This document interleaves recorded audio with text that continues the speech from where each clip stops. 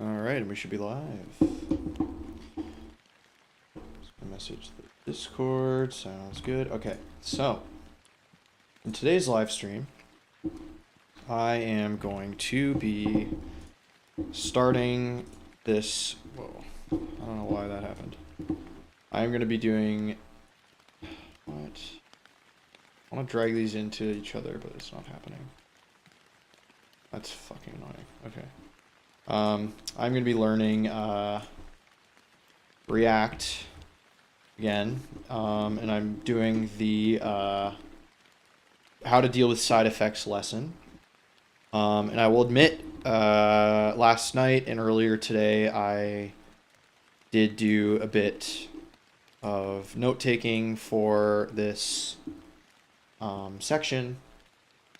So I got a little bit of a head start, but I'm going to be continuing with that today on stream, and then if we have time or if I get to it, I will be working on this memory card project. So yeah, that's the plan. So let's get right into it. I was working on this life cycle of reactive elements component or article. I think it was like here. Yeah. And then I've got a couple others. I have this one that I need to get through and this one. So without further ado, I guess I'll get started. Studying on that. So yeah. It's gonna be more of a study stream today, I think, but you know, that's part of the process, right?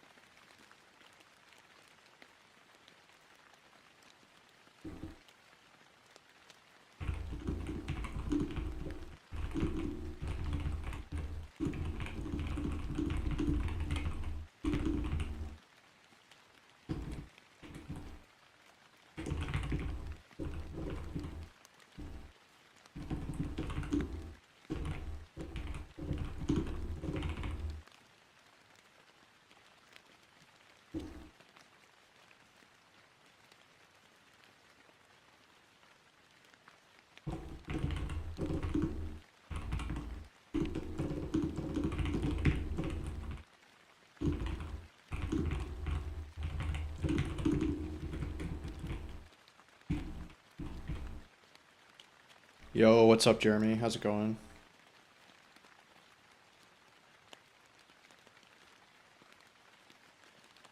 Hello, Tyler. Welcome in, welcome in. I hope you've had a relaxing Monday so far, or as relaxing as a Monday can be, I guess. React can stop synchronizing.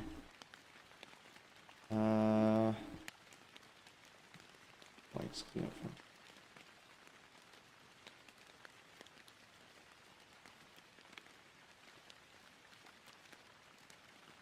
All good, God bless, nice. Oh, right on, Tyler. I just ate, my mom made Portuguese food tonight, which was really good. So I ate that up and, you know, I'm all fueled, ready for the stream, I guess. So But yeah, no, it was a good Monday. It wasn't really a promotion per se, but I had a performance review in April, or not April, March. Or is it February? Might have been February. I don't remember exactly when the performance review was. But I got the results of that review, and I heard that I would be getting a pay increase. So that was pretty cool. So I'm getting a little raise. So that was fun. Good news on a Monday. But yeah, can't complain there. Ethnic food of all sorts. Yeah, it's good stuff. Thank you. I appreciate that, Tyler. Yeah, it's something that kind of like if you get a good enough performance review, they increase like so there's like how it works is there's like steps on a ladder, right? So like A is the bottom, and then which is weird because you think A would be the top, but A is the bottom, and then like M is the top, right? M is like our CEO or whatever. So like I'm on level like F or G, I don't remember. It's somewhere in the middle, but within a level, there's like 6 different tiers, and then you go from like step 1 to step 6 within your level, which determines your pay based on seniority, performance, stuff like this. So I was at level 1 for the last year, and I moved up to level 2, which was pretty cool. So, and if I stay with the agency for longer, then of course I would go up the levels all the way to 6, and then you top out at 6. But still, it's pretty cool. So you know, I'll take it. So yeah. But yeah, no, I had it's this like stew with Portuguese sausage and kale, potatoes, other spices. It's really good stuff. It's called caldo verde. But anyway, so that was my that was my supper. But yeah, no, again, I mentioned this earlier on right before I think you guys got here, but I'm going to be doing mostly a study, chill, chat stream tonight. Mostly going to be useEffect. I did some notes earlier today. I got a little bit of a head start on it, but I'm just going to continue with that. Yeah, it was great, Tyler. It was awesome. It's very like very rich and flavorful. I don't know how else to describe it. The chorizo, the sausage, is very I don't know, like meaty, I guess. It's very overpowering almost, but in like a good way. And it flavors like everything else because you all boil it all together into this like stew. So yeah, no, it's good stuff. But yeah, no, we usually have Portuguese like once every couple weeks or so. Because it does take more effort to make, and it costs money to buy those special ingredients, but yeah. Okay, so let's see. Every chat room enters with a new room ID. The effect resynchronizes.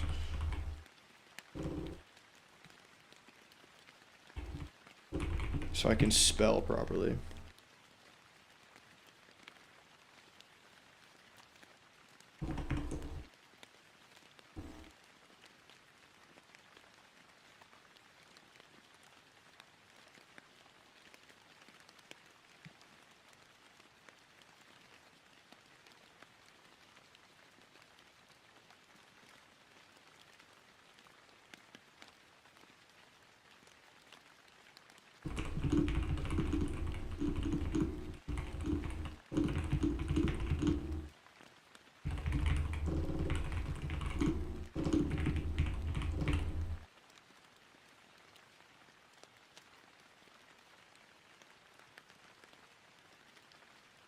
Yeah, so this is kind of an interesting way of viewing the useEffect. So the useEffect is kind of almost like it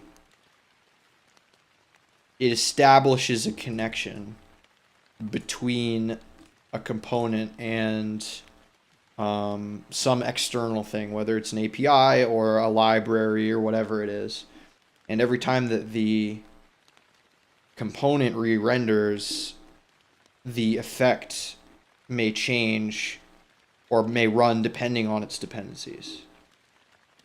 And then reestablish and mutate the connection as needed based on the state, based on the dependent state to that effect. That's kind of interesting. Yeah, always focus on a single start-stop cycle at a time.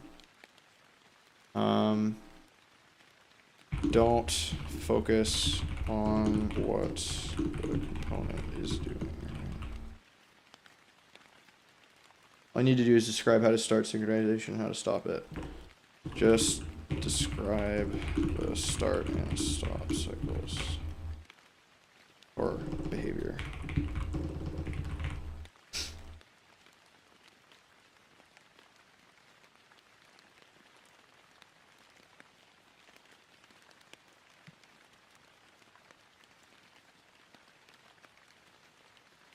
Here's a live example that you can play with.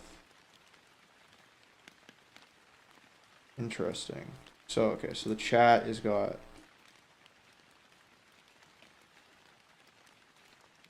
right.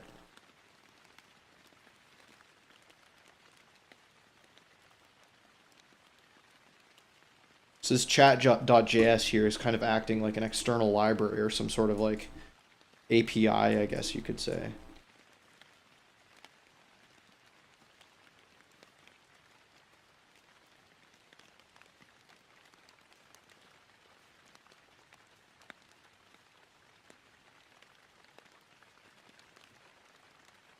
Wait, so when the component mounts for the first time, you see 3 logs. The first 2 logs are development only. In development, React always remounts the component once. Interesting. React verifies the effect can resynchronize.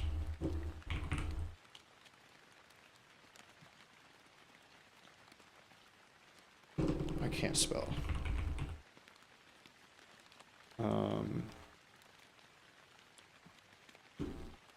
Before deploying the component it's a part of to the screen, right?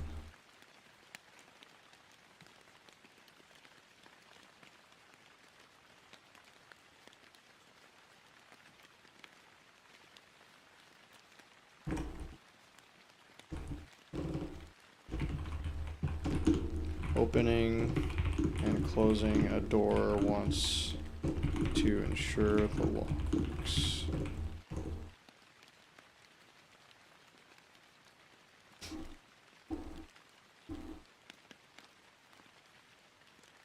Yeah, that's kind of cool too. That like when the React component clears up, it tests the connection and disconnection.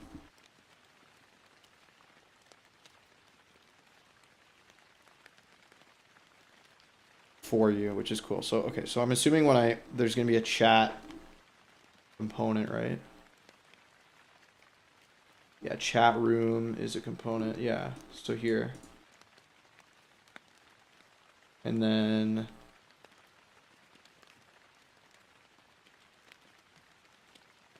this has the room ID as a dependent, right? So every time the room ID updates, this useEffect reruns and disconnects and reconnects based on the updated room ID.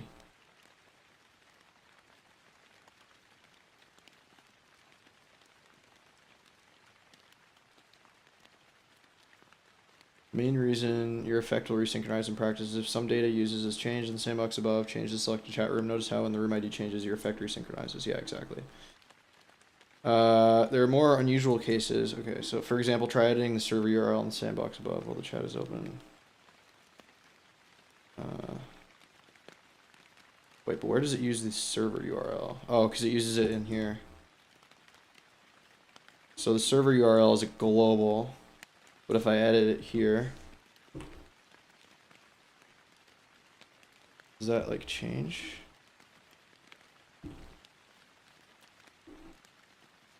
Wait. Where did it tell me to? In the sandbox above while the chat is open. Notice how the effect resynchronizes. How do I edit the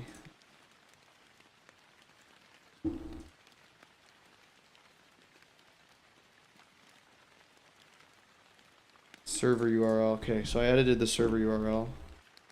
But do I have to like reload it specifically? If I reload it, that just starts it from nothing. Can't save it or anything. Close chat and open chat. Yeah.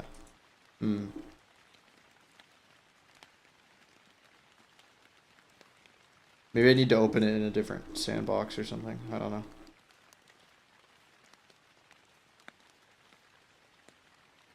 Although wait, actually hold on. Let's try this again. So if it's 1, 2, 3, 4, and then I open chat, okay, so you have 3 messages. And then if I close and open, it should just disconnect and connect. But if I change it to 1, 3, 3 and I close and open, it should do 3 times. Yes. So that's right. Because you'd think if it didn't do this check, it would just do the connecting once, right? That's cool.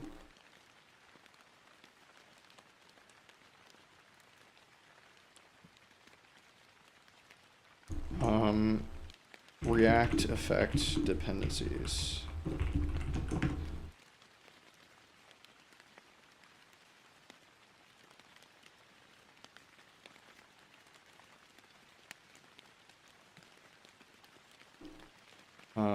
React looks at the array of dependencies provided.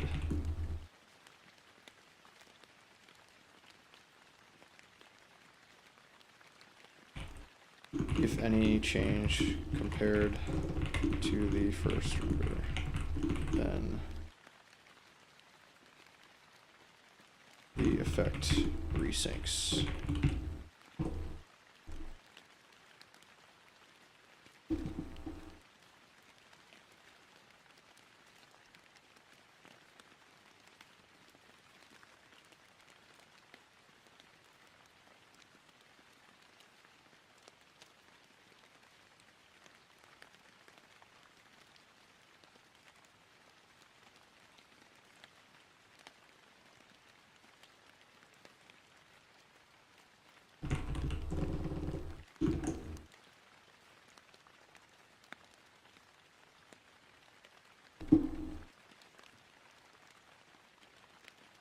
So you want to send an analytics event when the user visits a room. You already have the fact. Okay, so yeah. So do not write superfluous code inside of an effect if it doesn't need to be there.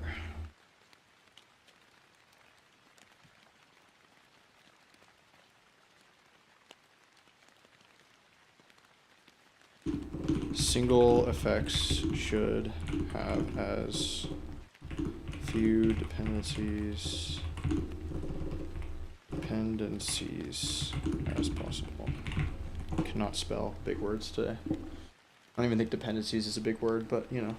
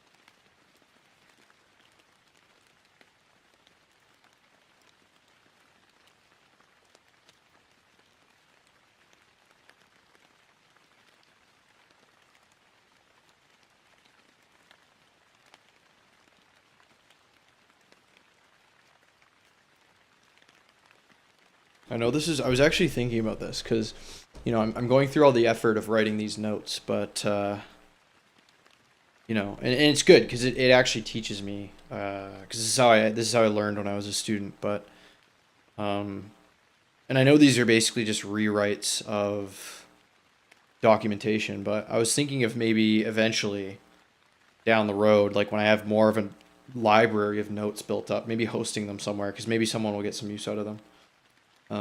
Like hosting static markdown on like a page or something like that. I don't know. Just thinking if anyone else is going through this journey and they want like another rewording of information or whatever, maybe they might find value. Because again, like, I don't know, my kind of method is to kind of go through this documentation and kind of recapitulate the knowledge in my own words, right? And kind of think through the flow of what the documentation is trying to say, almost as if it's a story, right? And I know that's kind of very specific. It's very like, I don't know.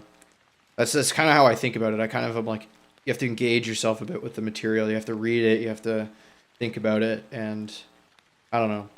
Because like, just copying what's written is not super effective. At least to me. I don't know. But, and I mean, there's also, you know, the whole doing the projects at the bottom, which is kind of nice. Or the, where are they? The exercises. They're all the way down here. But, you know, those exercises are helpful to complete for sure.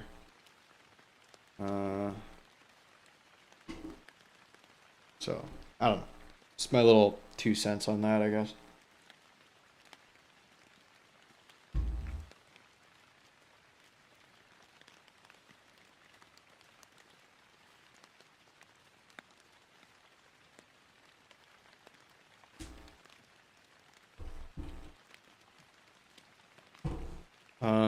So dependencies, or wait, actually.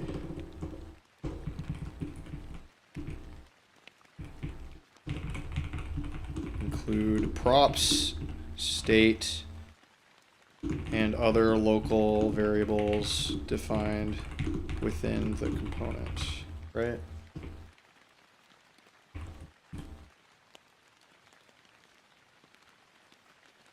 These are reactive.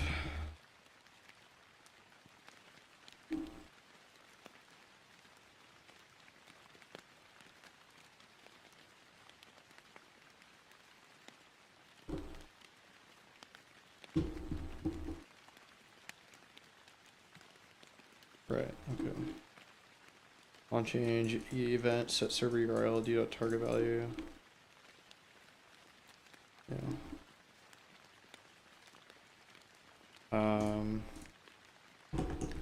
Effects with empty dependencies.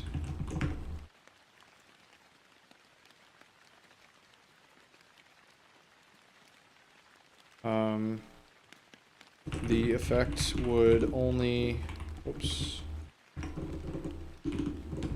The effect only runs when its component mounts and unmounts from the React component tree, right?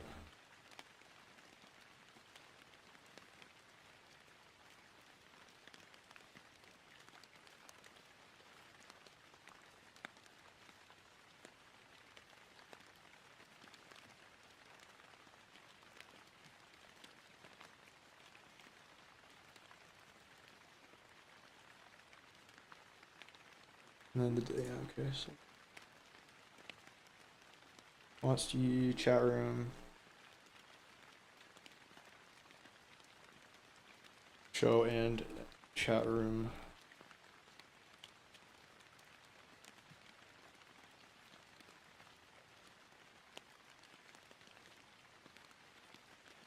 Right, because if you do this, so if show is false, then there's no chat room. But I'm assuming when this is false, then this chat room gets unmounted and remounted and unmounted, which causes this to happen, right? So if I clear this, opening the chat should actually run there should be 3, right? And then there's 1, and then there's 3, right? So we had 3, then 1, then 3, then 1, then 3, then 1, then 3. Yeah, that makes sense. So you can see like the console number of lines goes up. So it goes up by 1 when you close it, and then it should go up by 3 when you open it, so it goes to 19, right? Because it does that connect and disconnect test to the effect on remount, right?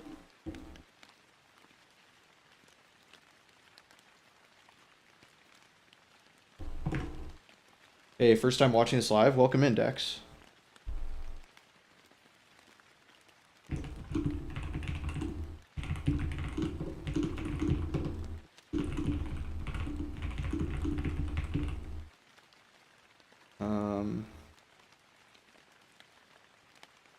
But yeah, I am, I'm on day 67 of learning web development, or trying to. So right now, today's focus is on learning React, specifically side effects. So yeah, it's gonna be mostly a study stream today. But previously on this stream, I have built projects live, debugged with chat. Showed my process from start to finish to be, kind of as real and legit as possible. And just for a bit of context as to who I am an IT professional looking to kind of make a pivot into software eventually. And I have a whole, there's a lot of nuance. Like I don't use AI to learn because I feel like it kind of hinders my learning process a little bit, and it doesn't really fill in the gaps.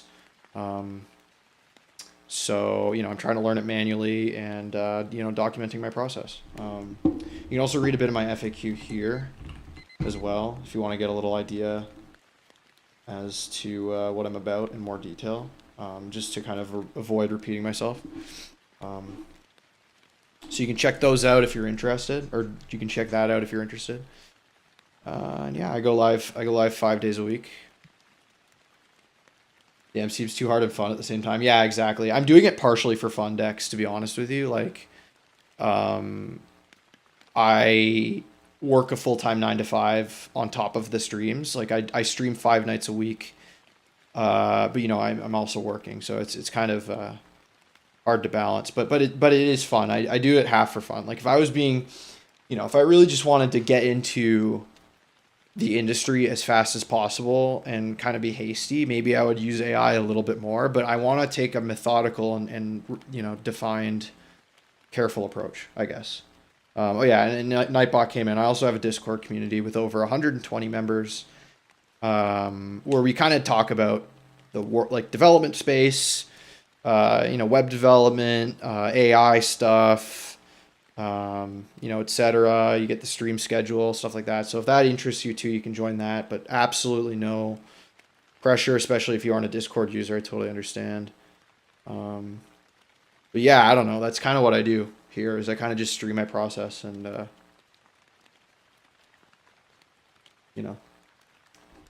hang out, I guess, with the internet.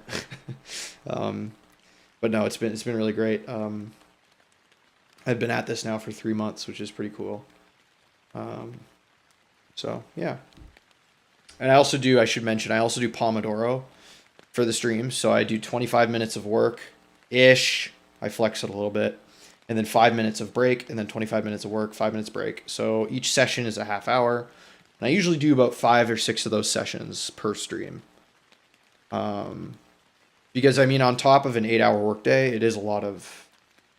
I would stream for longer, but I just, I'm kind of out of energy at the end of the day, right? So I got to strike a balance. But yeah.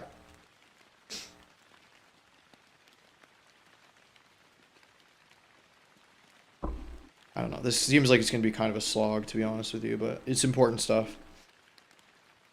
Because, again, like going through this documentation carefully, at least for me, when it comes to actually building a project, I know pretty well what I'm doing when it comes to, whatever hook I'm learning or whatever it is.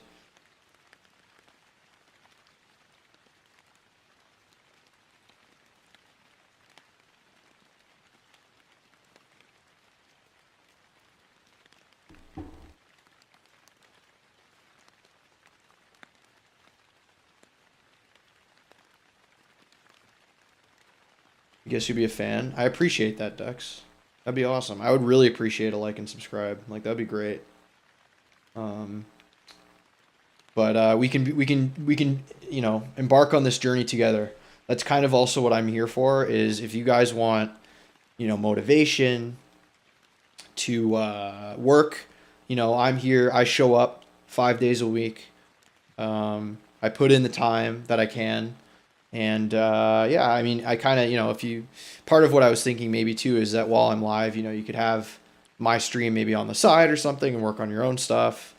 Like that's kind of also it. It's kind of like a kind of co-working space.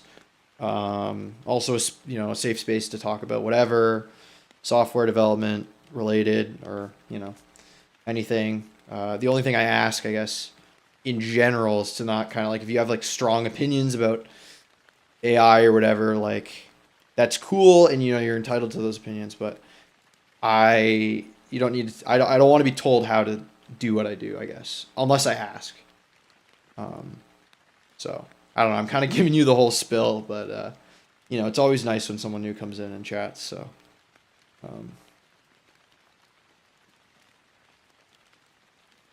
yeah.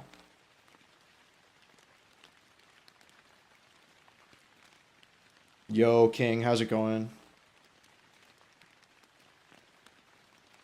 It's been a minute.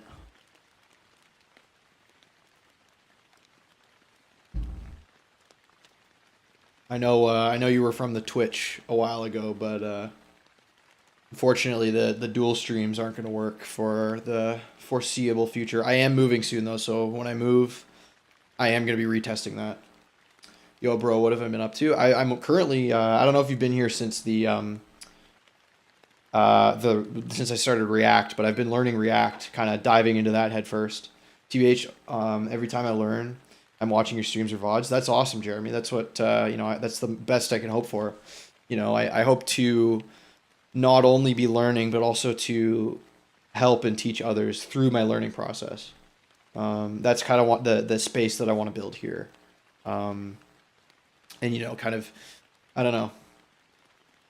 It's not inspire necessarily, but sort of, encourage other people to learn and expand their understanding of things as much as possible. So that's awesome. I'm just gonna get rid of. I have this like lumbar support pillow on my chair. I'm just gonna get rid of it because it's kind of getting in the way. All right, so let's do another 25 minutes. Let's jump right into it. Continue on with. I'm learning about the useEffect hook right now, so just doing some note taking on that. It'll probably be most of the stream today. Hopefully I get to, there's another project coming up. Hopefully I get to that soon. But all variables declared in the component body. Yeah, we did this already. But yeah, what was this double question mark syntax? Double question. Forget. Nullish coalescing operator is a logical operator that returns its right-hand side operand with its left-hand side operand. Oh, when it's null or undefined, otherwise return. I see, okay. Yeah, I'm trying to learn React 2 right now. Yeah, it's kind of tough, honestly. There's a lot that goes into React, and I've only learned 3 hooks so far. Use state, use context, and use effect. So I know there are like many other hooks. There's like dozens, but I've only learned those 3. But I will say that going into this, knowing like having 2 months solid of vanilla practice, like vanilla TypeScript, vanilla JavaScript was really helpful in kind of picking up React faster. I feel like it is giving me a lot more of an understanding of why React implements like not props, but hooks the way that it does and why those exist, right? I don't know. That's just my personal take on it, but yeah.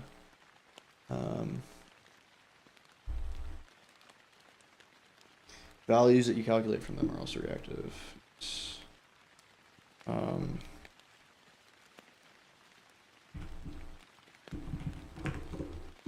Values calculated from them. What you do is definitely inspiring. Appreciate that. Leave credit there where it's due. Yeah. I appreciate that, Jeremy. I try my best. Um, you know, I won't lie too. I'm also trying to build up a platform so that you know, I can reach as many folks as possible and hopefully turn this into something someday.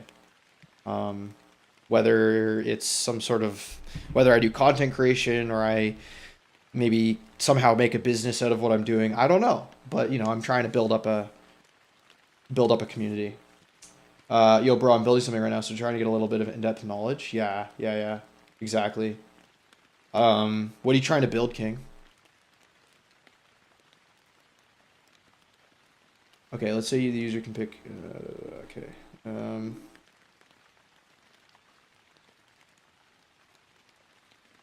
Calculate the server URL based on the selected server. This example. Okay, yeah.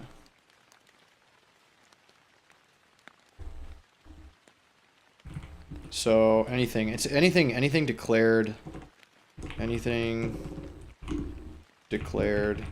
a component body or that may change during a component's life that the component itself can read or write. Just a project for your resume, like a personalized dashboard. That's awesome, King. I want to do one of the projects I've got coming up. I think is I'm gonna build my own portfolio website for this channel. Because I think, you know, it's since I'm a web development channel, I should have my own website. So, you know, that's coming. So all values inside the component are reactive. Yes, good. Can global or mutable values be dependencies? So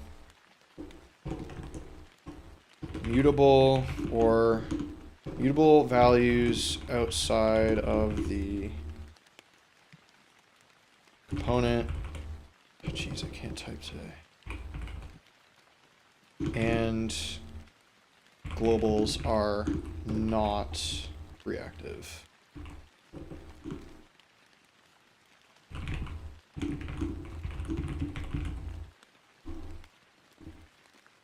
And thus cannot be dependencies.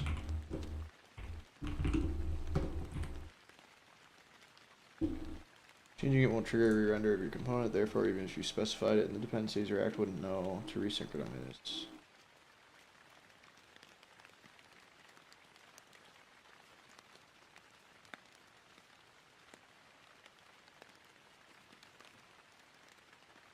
Instead, you should read and subscribe to an external mutable value.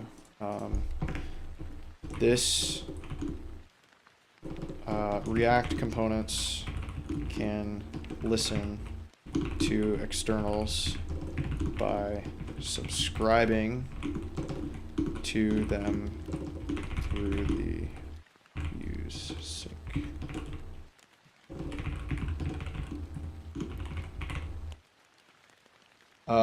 Do you use Claude Code at all yet? No, not yet, King.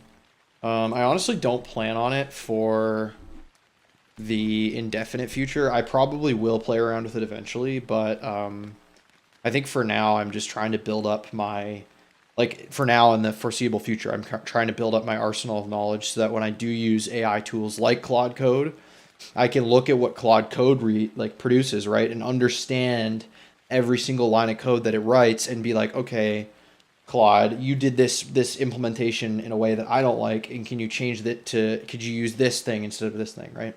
Whether it uses a hook in a you know, slightly in a way that I don't want it to, or something like this, I can kind of look at that architecture of the code that it produces and have an informed opinion about it, right? Like, I personally don't trust AI to do things in my best interest all the time. So I'm trying to build up that knowledge myself so that I can pilot and steer the AI in a direction that gives me the most control and not the AI. Because I do think it is a great tool that kind of is like this advanced auto completion feature, right? And lets you kind of write functions and things really quickly. But yeah, I don't know. That's just my approach. But I'm not there yet necessarily. I mean, if I wanted to, I could vibe code like HTML, CSS stuff. Probably, I probably have enough HTML, CSS knowledge to do that. But you know, I guess it kind of breaks the ethic of vibe coding, because the whole point of vibe coding is like, I know I'm not saying you're implying that I should vibe code, but like, you know, the whole point of vibe coding is to not like look at what it produces, which I think is, I don't know, that's just my opinion. You have like two ways of doing stuff. One is create projects with AI, and then projects from scratch as well, just to know how to do both things. Yeah, exactly. I think that's a totally valid way of doing it, King. Like, however you feel you want to interact with these technologies best, you should go about it, right? Like, if you want to go full into vibe coding, and you think vibe coding is the future, and you want to build shit and build it really fast, then do it. Like, by all means, go for it. You know, it's a free world. Don't, you know, you shouldn't let anyone else's opinion influence yours. But, you know, the most important thing is to kind of stay true to yourself and do what you want to do, right? So, but that's, see, like, that's totally valid. Like, I could probably, you know, if I was just doing it for fun, I'd probably vibe code stuff for fun. I just, you know, haven't bothered because I don't really want to pay for it, frankly. And I know that the free rates, especially these days, is very limited, so. Anyway, let's see. Okay. Therefore, even if you blah blah blah. Okay. Mutable variable like ref.current are things that you read. Also can't be dependency. So I'll just leave that because I don't think we learned that yet. React verifies that you specified. Every reactive value is a dependency.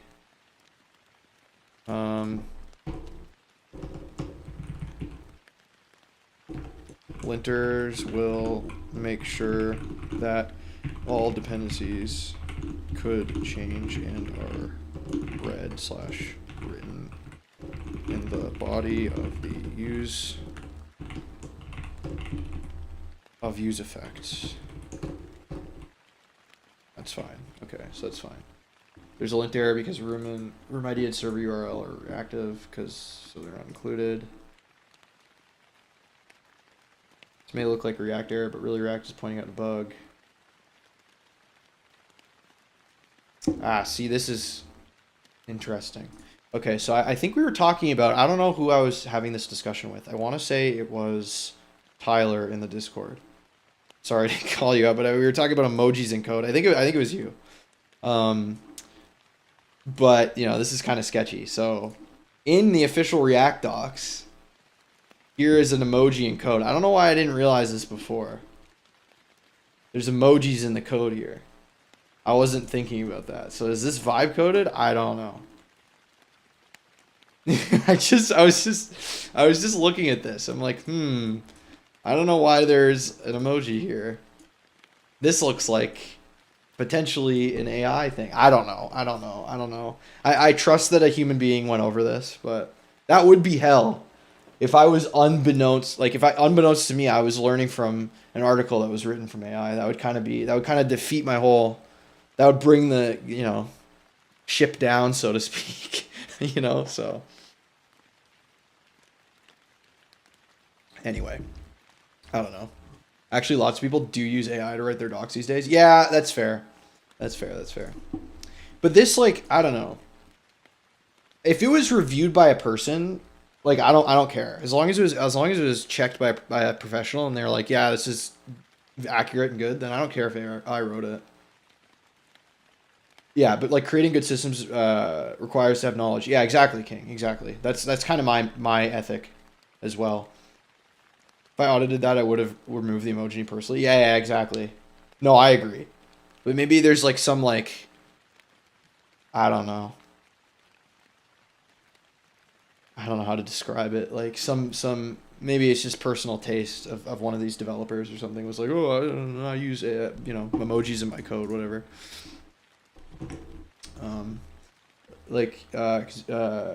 Creating web app. You're creating a web app where half the screen was black and top half was like a neural network graph, but it was covering the screen and he couldn't fix it because his prompting was bad. Yeah, I got you. Oh, your cousin. Okay, I see. Yeah, it is important to learn prompting because that does come in handy when you're using it well. Yo, sup, J-Mac? Have you had your interview yet? I know it was soon. Or hasn't happened. remember you mentioning something about that. Yeah, see, that's the caveat with vibe coding, right? Oh, did it today? Dang, how'd it go? In some cases, React knows the value never changes even though it's declared. 2.5 hours? Jeez. That's rough. I know my buddy that did Tesla. His was 2 3 hour interviews back to back. Like, it was like a 6 hour interview, but there was a break in the middle. His final round, anyway. System design is really good to learn now. Exactly, King. And you learn that through building projects, right? Like, when you build full-scale, full-stack projects, you learn systems design. So, yeah. For example, the set function return from use state and the ref objects are stable. They're guaranteed to not change it. Re-render. Stable values. Okay. Stable. Actually, I should probably write that here. Stable values like set state functions do never change, and React knows this, so they are also non-reactive. Went all right. I think it would have been, I'd be between like lean higher and solid higher. Nice. There you go. That's awesome. Well, we're all rooting for you, so I hope you hear back soon. Like, do you think about caching, rate limiting, what should be rendered on the page, database indexing? Yeah, exactly. And like, in my opinion, AI can't, unless you have like multiple agents running kind of in parallel. I don't think AI can like handle all that, King. Like, at least not well. I don't know. And it doesn't. The thing is if you get AI to handle caching, and then you get another agent to handle rate limiting or something like this, just as an example, those different parts of systems design might be interdependent. And I'm not confident that agents can communicate with each other very effectively. At least that's my opinion. I don't know for sure how it actually is. Like, there are some vibe coders out there that probably tell you it's perfect, but I don't know. I'm not convinced that they can communicate with each other that amazingly. So if you were to use AI for like one specific thing and then do all of that coordination, interdependent stuff yourself, then that's a different story. But yeah, I think recently it's gotten a lot better. That's fair. That's fair. Again, I don't know. I haven't used it, so I wouldn't know. What to do when you don't want to resynchronize? Yeah, the context switch eventually runs out and forgets. Yeah, exactly. You can tell 100% AI doesn't consider client-side caching. Yeah, that's fair. That's what I mean. Like, there's things like that, right? That kind of require that human expertise, right?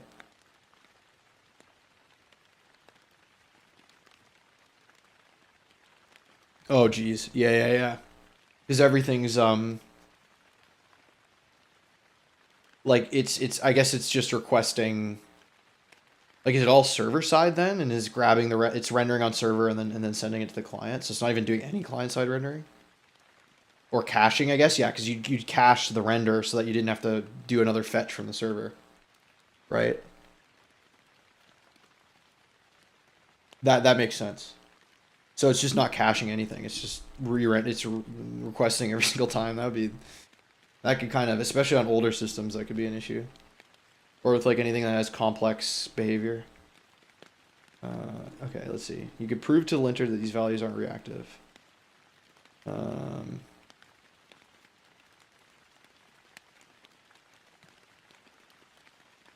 That's kind of a nuanced thing. Let's move them inside the effect. They aren't calculated during rendering. Okay. So stable values, values declared in, whoops.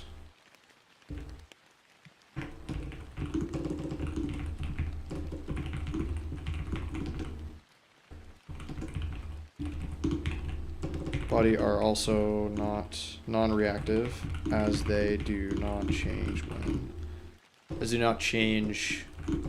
on re-renders, and aren't, well, yeah. vibe code periodically for personal stuff. You get by with free everything. Nice. Yeah. Exactly, Tyler. It's expensive for your own server as well. Makes system overall less responsive. Yeah, exactly. And especially like if your server, like if you do all of those requests, right, your server could get more throttled than it needs to. And if you're paying for all of that through like CapEx or whatever it is, I don't know, is that the term? I'm not a business person, but like, if you're paying for all that hosting, then that can really be a liability on your end.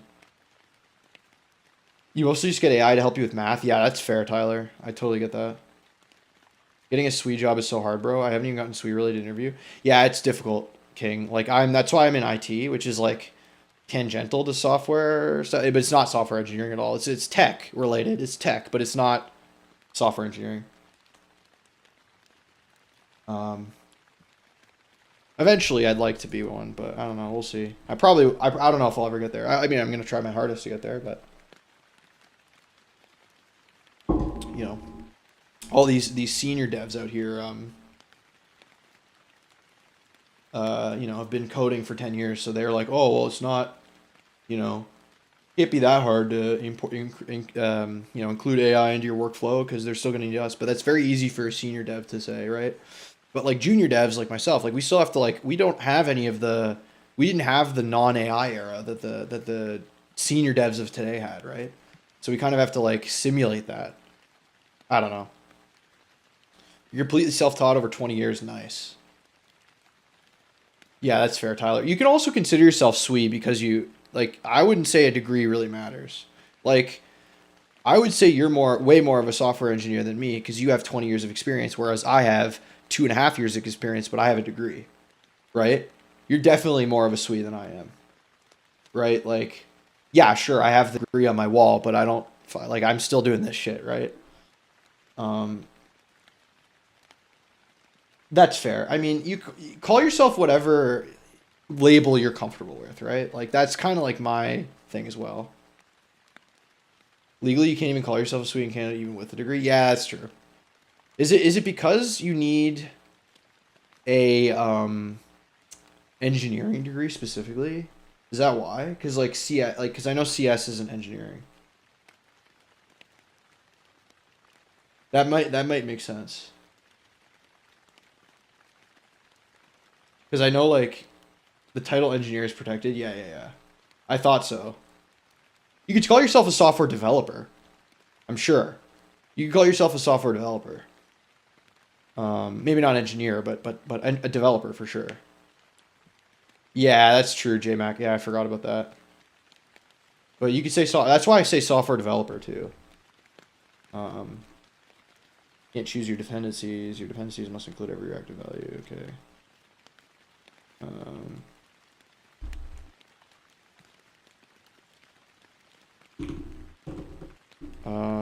Must include every reactive value used in the body of.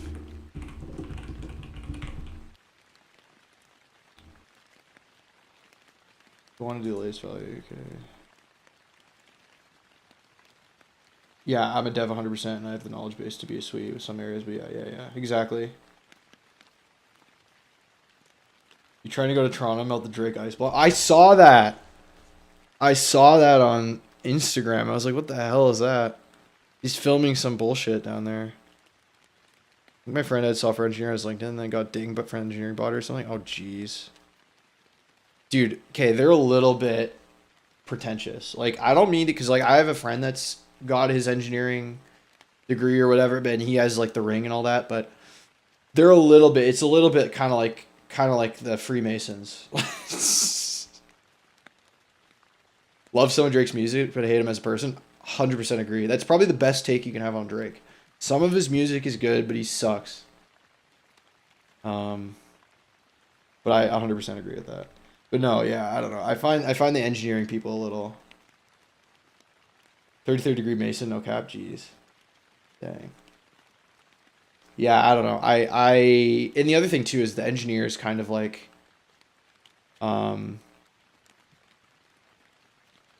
no Drake slander.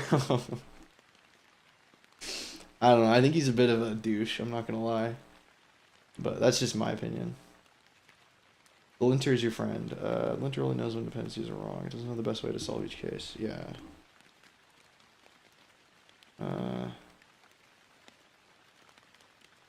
Okay, so this is probably pretty good.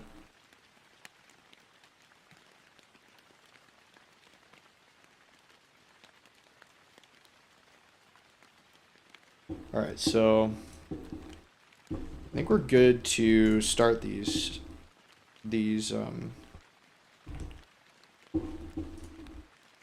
exercises, probably.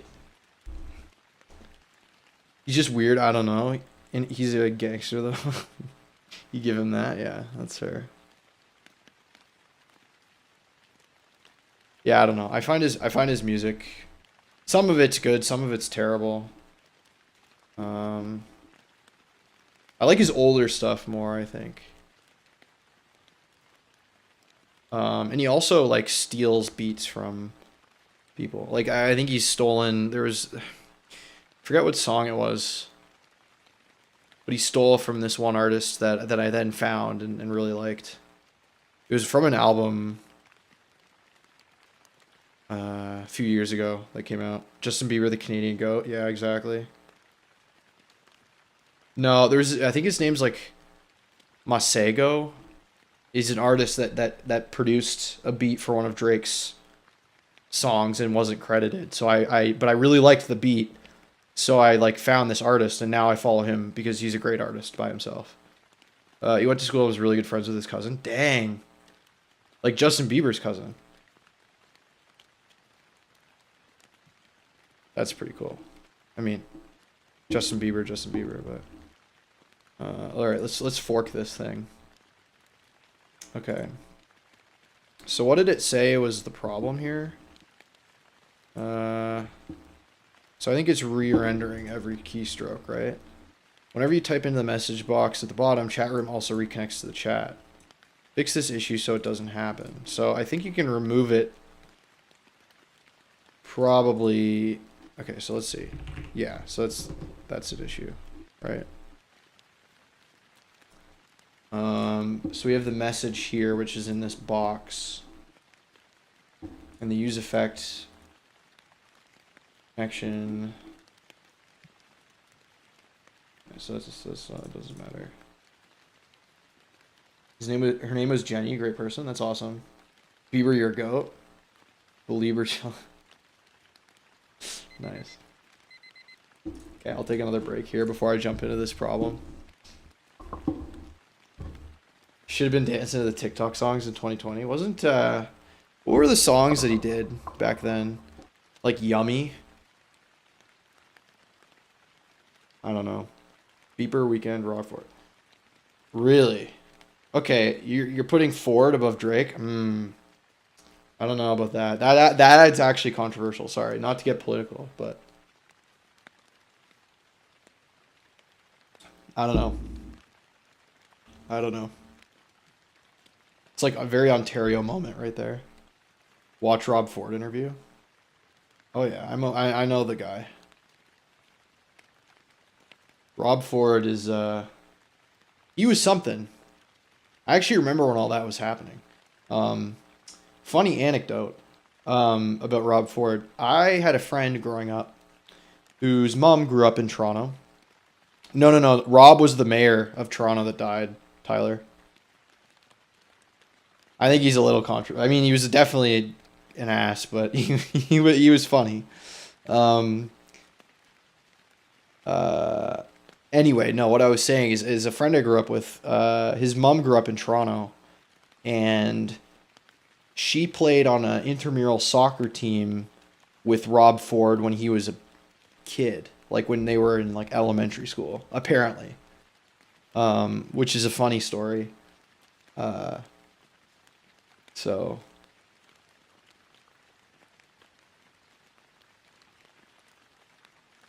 well, I mean, other than the like, drug scandals and like all the shit that he did, he was okay, but he had some problems. He wasn't a flawless human being, but I think he was, he had a really rough lifestyle too. Like that's why he died early, I think, arguably. The drug scandal's so goated, really. Did he though? Did he do his job fine? Oh, okay, in fairness, when Rob Ford was mayor, I was like 13. So I don't really remember much about it. Like the politics of how he was doing, because I wasn't really paying attention. I also don't live nor am from Toronto, so I wasn't, it was kind of just like a broadly Canadian thing that I was tuned into. Okay, well, he did a much better job than his brother. That's fair. That's a totally valid take. At least he like seemed to care more about. You're totally right. He cared more about the community. I agree with that. He was more of a charismatic leader for sure. 100%. Whatever. I don't know. I don't know. Again, yeah, I was young, so I wasn't really plugged in. I just knew that like at the time, of all the scandals and stuff like that, and saying like, "Dang, that's crazy." But yeah, I was like probably grade like 8, grade 9 when that happened. I don't know, 2013, 2014, something like that. It was hilarious. Yeah. Yeah.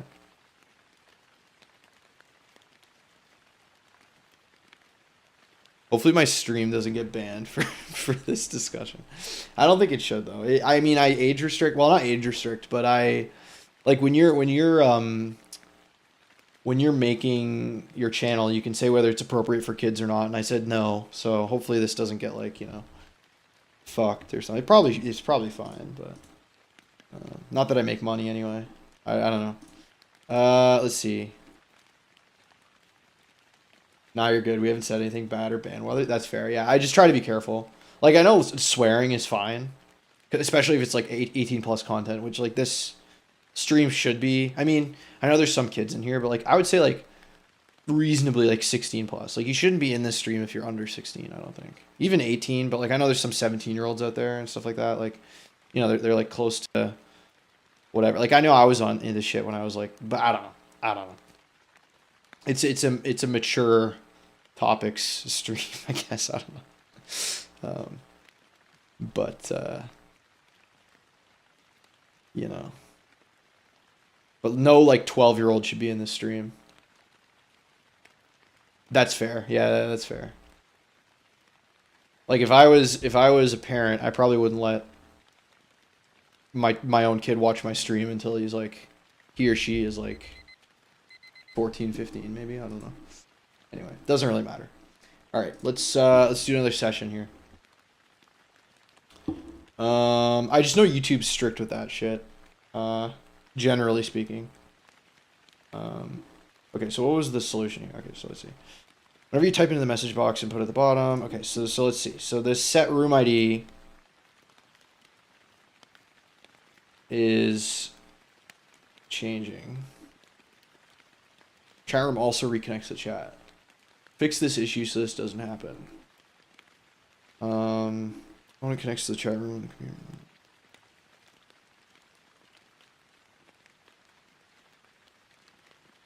And it's because of this set message here. But I think I can probably just define the state explicitly, right? Because I don't think it's so anything that changes. So I can probably just define the dependencies specifically. So I can say room ID. So now this should not, yeah, perfect. Nice. Kids should not have access to the internet until they're 18 years old. That's fair, J-Mac.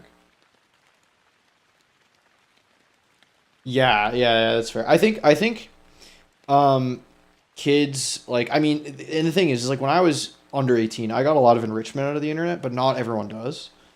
I think you should have like controlled internet access when you're younger, but it should be heavily controlled and way more controlled than it currently is. Okay, let's see. You have a little problem. You want to buy a new keyboard. Since you're from Germany, you have to use the QWERTZ layout. Will I have trouble if I get a keyboard with QWERTY layout? I don't think so, Jeremy. I think you just need to get a keyboard where you can pull the keycaps off. Like with mine, I could pull the keycaps off and rearrange them and then remap the keyboard on my software. Like for example, I have, let me find it. I have a keycap puller. Where is it? Right here. So I have this little tool, okay, where I can take the keys on my keyboard and I can kind of like pull them off and rearrange them. And then you can also use this as hot swappable. So I could use this to change the switches too. But I could use this guy to switch around the letters on my keyboard. So if you get a keyboard where you can move the keycaps, then that shouldn't be an issue. And it usually, like when you order the keyboard, like the one that I have, it shipped with this tool, right? So I don't know. I just keep it in my little, like, I have a little box over on the side here where I keep that stuff. It's like a little, it's actually a headphones case, but I've converted it into this little, like, almost like pencil case thing where I just keep like little things like that, like extra keycaps, pens, that key puller. What else do I have in there? Like some stickers, a calculator, a couple of USB-C to USB-A converters, stuff like that. I don't know. How do I change the settings? That I don't know, actually. You can you can reprogram your keyboard. Like there's probably a way. If it depends, it depends on whether you're on Windows or Mac. But I'm sure there's something in the settings, like in the OS settings, that you can do. You can just look it up. Okay, so this fixed this problem. So now when I type into this, it doesn't disconnect and connect because we have this defined dependency, right? Okay, so that's that problem done. All right, switch synchronization on and off. In this example, let's fork this. In this example, effect subscribes to the window pointer move effects to move a pink dot on the screen. Try hovering over the preview area and see how the pink dot follows your movement. There's also a checkbox. Ticking the checkbox toggles can move state. This state variable is not used anywhere in the code. Your task is to change the code so that when can move is false, the checkbox is ticked off, the dot should stop moving. Okay. I see. Okay.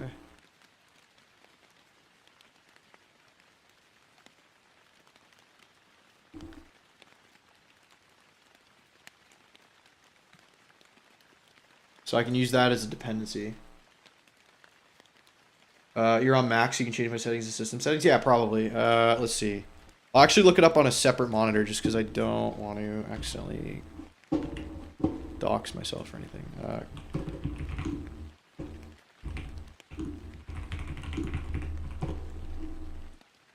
Yeah, here's a good article that I just found.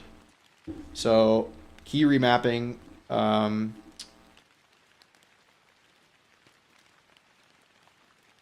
Or you can even, there's even third-party apps for it too.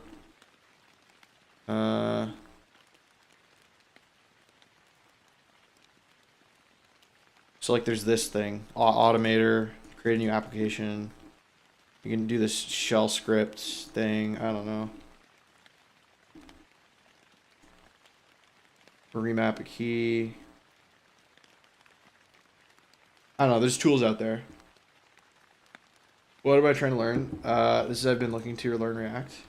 I'm currently learning the useEffect hook right now. Sorry, I was just going on a little side tangent for another viewer. But I'm currently learning the useEffect hook. Yeah, no worries, Jeremy. So yeah, I'm doing these little challenges at the bottom of these this react.dev documentation.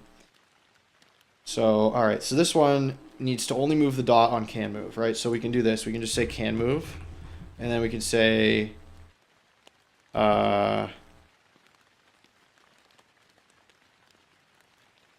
we need to like somehow unmount this, right? Or like get rid of this.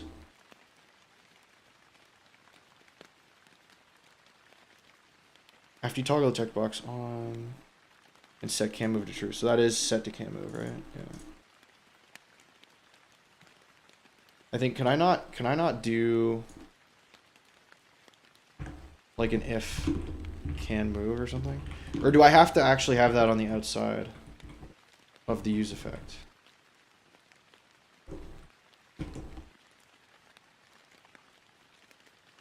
Oh, that actually worked. Cool. Oh, yeah, he's using the Odin project. Yeah, sorry. Here, you can check it out here. It's a free and open source web development curriculum. But I'm on the official docs, but from the Odin Project. So the Odin Project pointed me toward those official docs. And that's kind of what I'm using to guide my learning.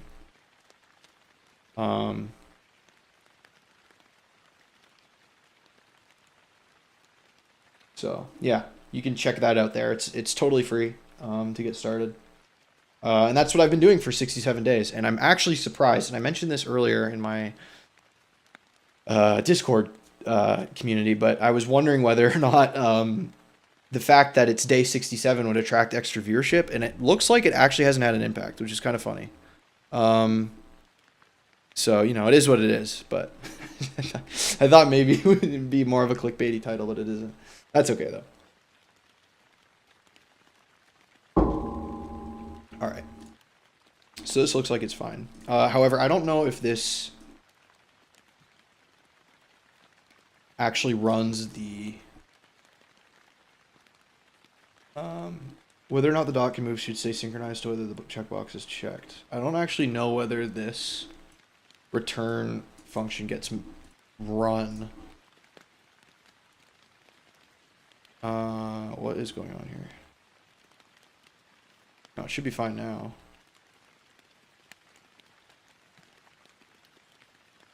I guess I could just do like a little console log or something just to check it.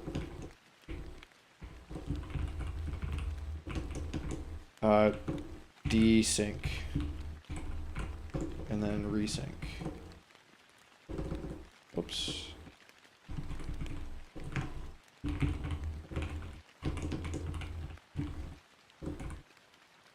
And then we'll refresh this, resync, desync, then desyncs, then it resyncs, desync, resync. Okay, cool. So that actually does work. That works just fine. Cool. All right, that's that done. That project's done. Or that, not project, but that exercise. Investigate a stale value bug. In this example, the pink dot should move when the checkbox is on, and it should stop moving when the checkbox is off. The logic for this has already been implemented. The handle move event handler checks the can move state variable. However, for some reason, the can move state variable inside the handle move appears to be stale. It is always true. How is this possible? All right, let's... Okay, so we forked it. So handle move. So, okay, so this doesn't work, right? That's fine. If can move. I think because it's probably not listening to can move in this useEffect, right? Although I guess by default, anyone that can change does. So I wonder if just adding it as a dependency would fix it.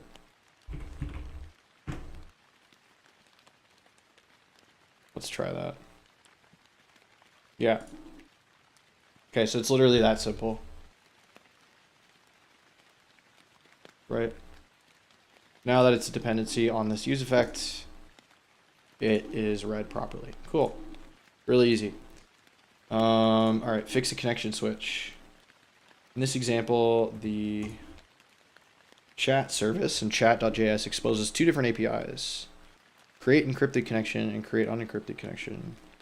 The root app component lets the user choose whether to use the encryption or not, and then passes down the corresponding API method to the child chat room component as the create connection prop. Notice that initially the console logs say the connection is not encrypted. Try toggling the checkbox on, nothing will happen. Oh, I see. So fix the bug so that toggling the chat checkbox also causes the chat to reconnect. Okay, so that's pretty simple, I think. So let's go to the console. Yeah, but if we change the room, then yeah. Okay. And then it's unencrypted, yeah. Okay. So what we have to do is there's a useEffect inside of this chat room that needs to actually create this where is it? It has to take in this encryption, right? Is encrypted. So I wonder if we pass that to the chat room as a prop.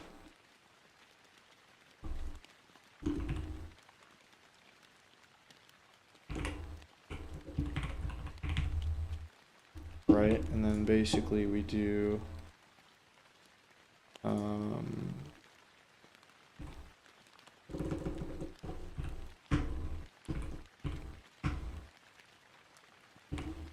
and then is encrypted. Then this should work. Nice. That was pretty simple. And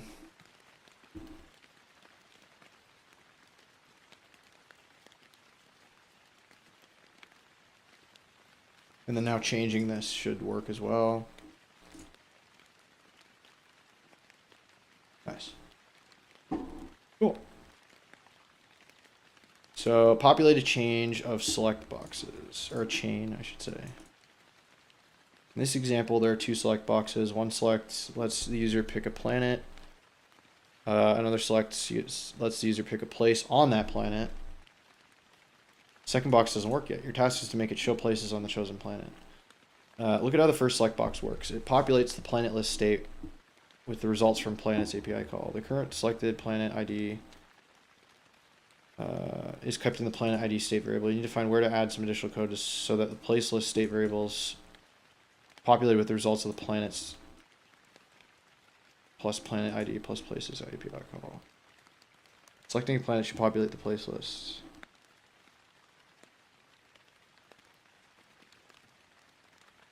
Okay. So let's go to see. Okay, so we've got pick a place.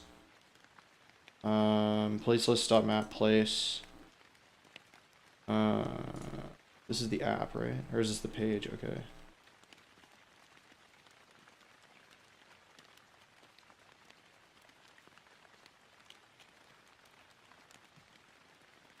Place list state variable is populated with a place list. Ah.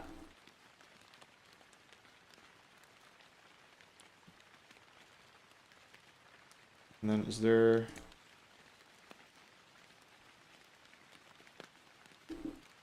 Okay.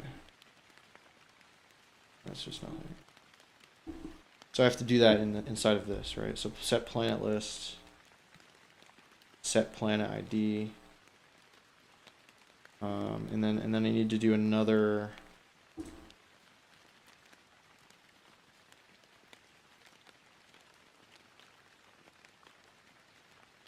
Maybe another useEffect.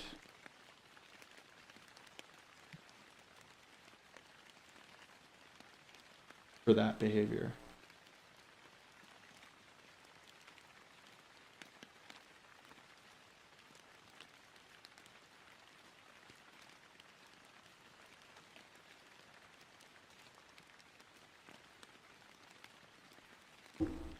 Does this change the... I wonder if this changes the ID of what's... Pick a planet, on change, set planet ID.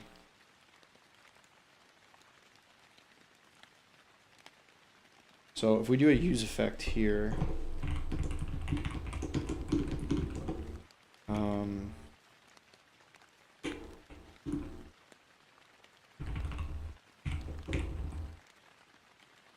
think that's right.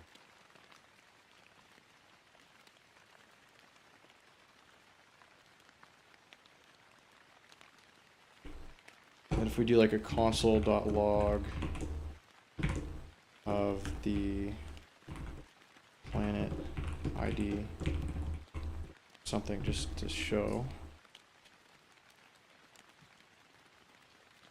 Venus, Mars, Earth. Okay, so this is dependent on that too.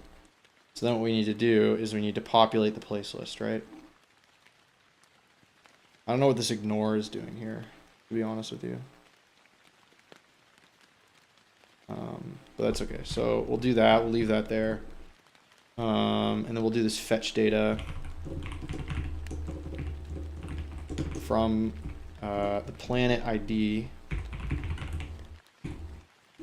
What was it? Planets plus planet ID plus places.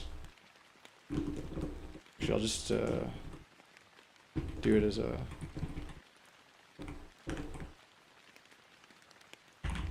planet ID places, and then dot then results.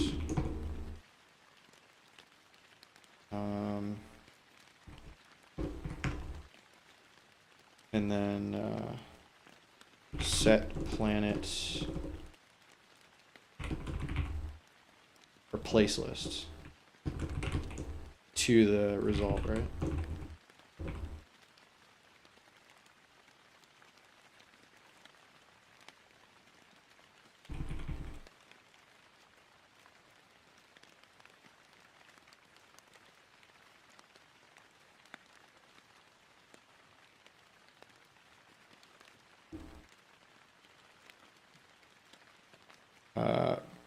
Oh. Planet, expected URL, received planets. Planet ID.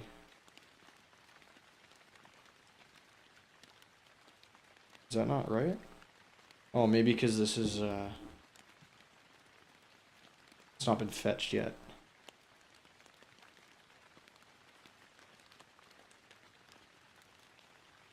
That could be true. Let me see. Is this reloading? I feel like the chat fucked again. Oh no, it's okay. We're good, we're good, we're good. I think, maybe. Okay.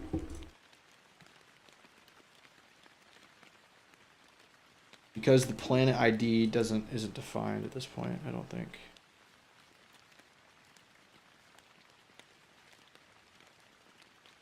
Or wait, hold on, that's actually not the right thing. Because the planet ID is just a number. Right? So I actually need the fetch planets, fetch places. So the planet ID is just a number. Or is it not? Set planet ID is result 0.id. Okay, so that's Earth. No, so that should be fine. Should be a string.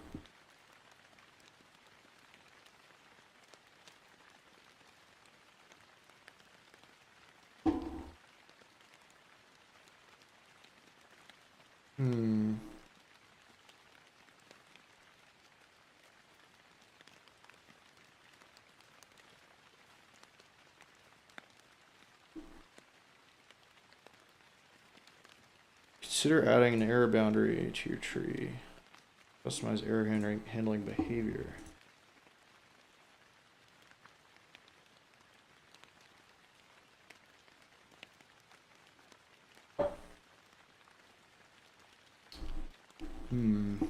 I think it's because this... okay, so we fetch the data just from planets.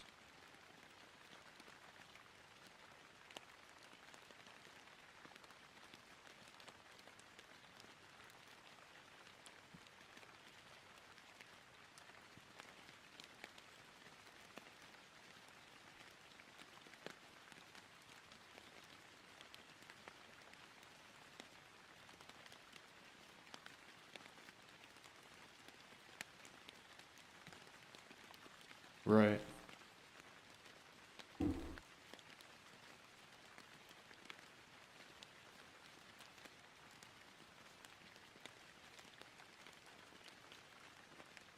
Because the planet ID is nothing.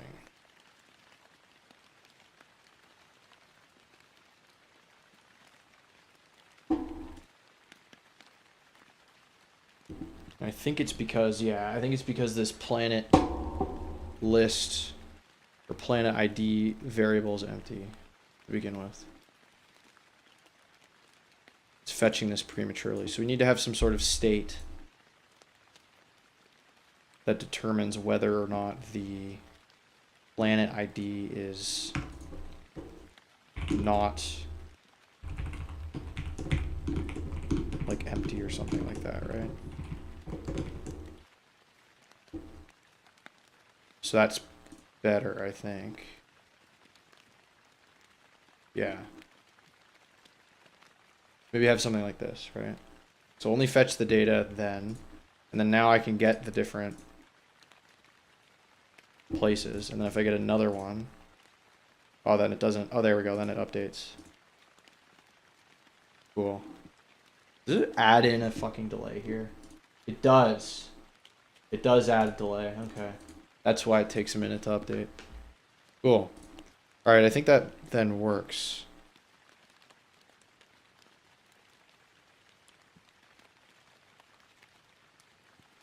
Yeah.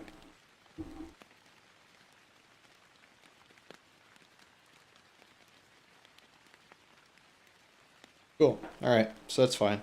So basically, I just have to make sure that the planet ID isn't empty so that this fetch actually works. Cool. And then that's everything, I think, for that lesson.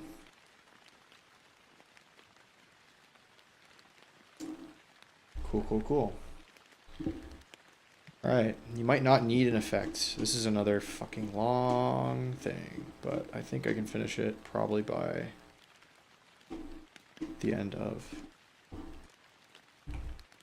today, maybe. Oh wait, move you over here. Get into more note taking.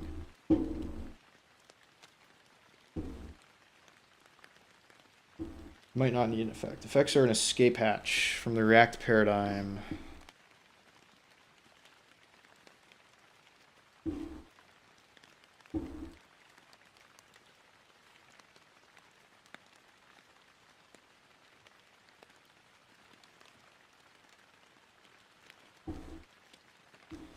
Let you step outside of React and synchronize your components to some external system. There's no external system involved. You shouldn't need an effect.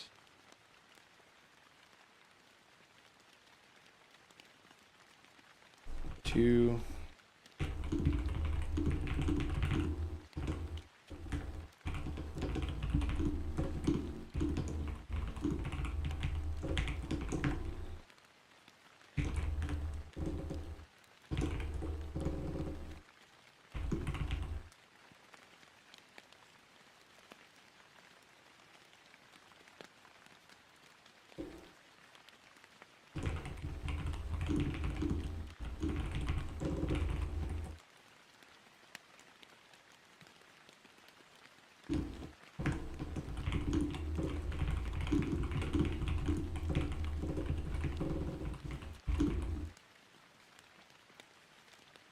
Might feel tempted to write an effect that updates the state variable with list changes. However, this is inefficient. When you update the state, React will first call your component function to calculate what should be on the screen.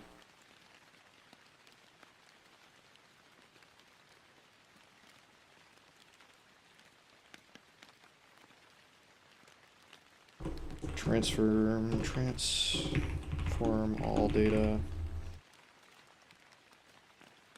at the top level of the components of your components. It's the other one. You don't need effects to handle user events. Don't need effects to handle user events.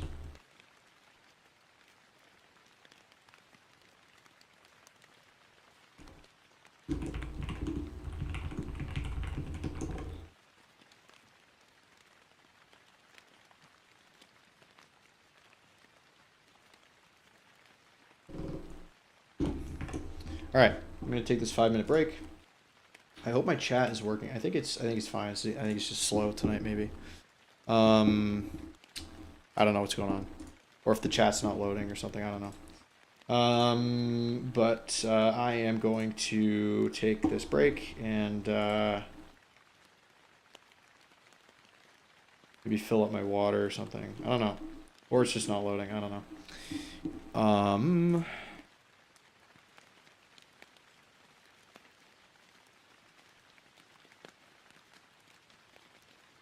Go to the live view. Yeah, no. Okay. I'm going to take a break, go to the washroom, fill up my water, and I will be back in a couple minutes. So hang tight. I'll be back. We'll do 2 more Pommos tonight, and then I'll call it a night. So cheers.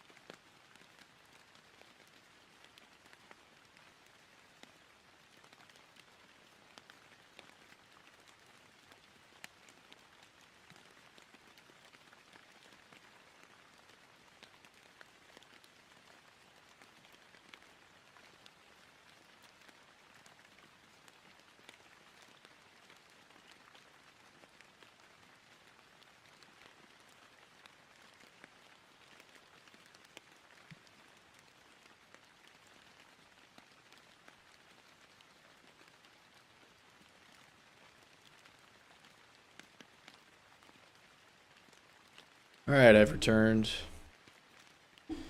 I am back.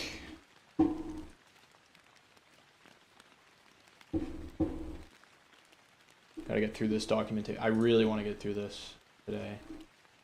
And then there's this little article too. It looks like this is the theme I use actually. So it's pretty neat.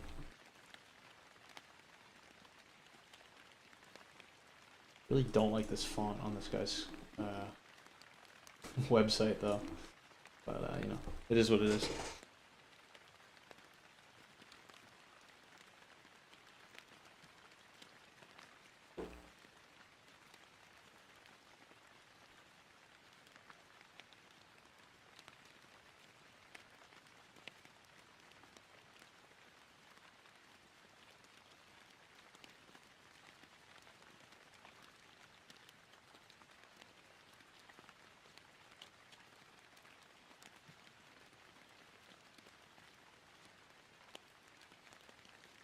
Okay.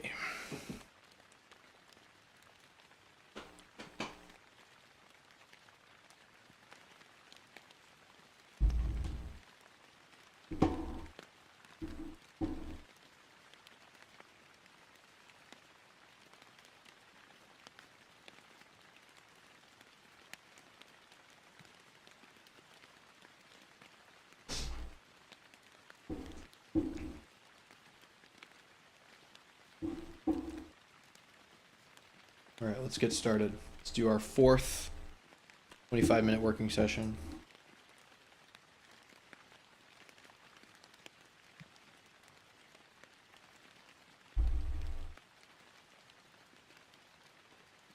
You can write an effect that keeps a jQuery widget synchronized with the React state. Bro, who uses jQuery anymore?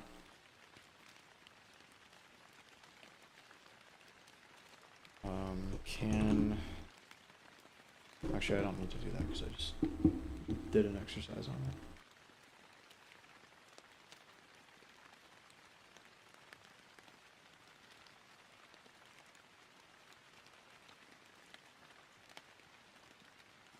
Suppose you have a component with two state variables for cellular unless.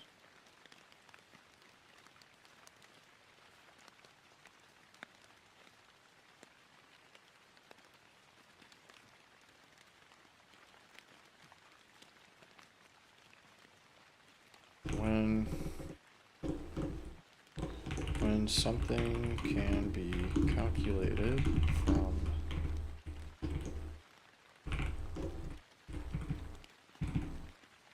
the existing state,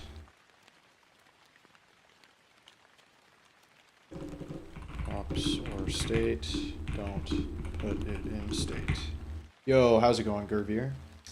Not too much, just going through some React useEffect documentation tonight.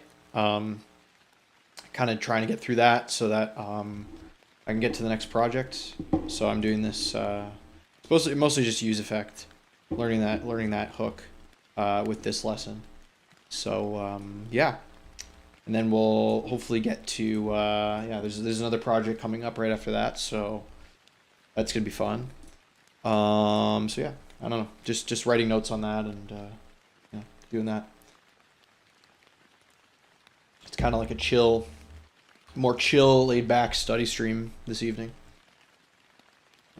Or well, I guess it's the morning where you're at, but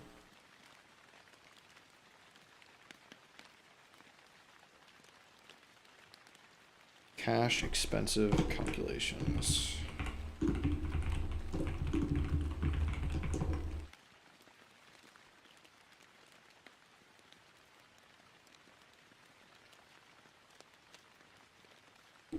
Component computes visible to-dos. Yeah, I knew. See, LeBron James. I knew someone was going to come in here and say that. I had a feeling. I really had a feeling, and that's funny. And you're the first person to do it, so congratulations.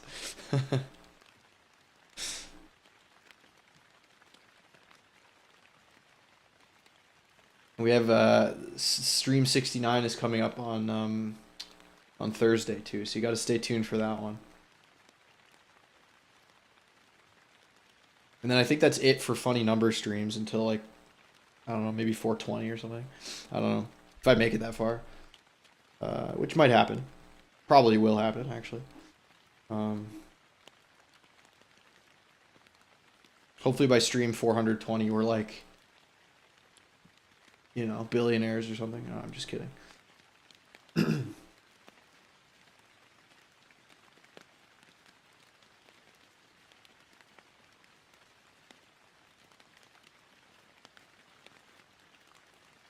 69, yeah. Let's see. You might feel tempted to store the result in state and update it from effect. Usually this code is fine, but maybe get filtered to use slow.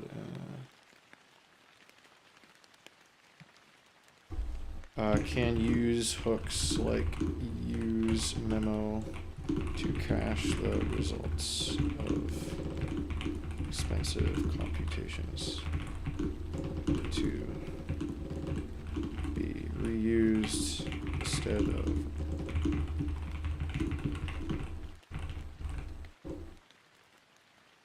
Thanks for clearing the doubts. Yeah. I had to get to 6.7 eventually. I mean, it was inevitable. You know, I wasn't gonna give up before then.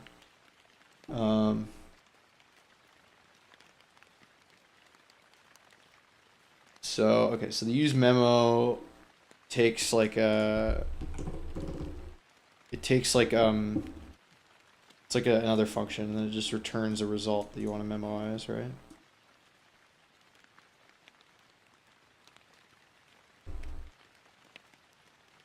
Oops.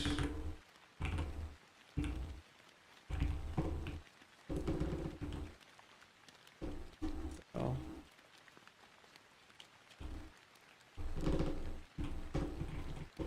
Oh, this is a pain in the ass. Okay. This formatting's dog shit. Yeah, here's the emojis in the frickin'.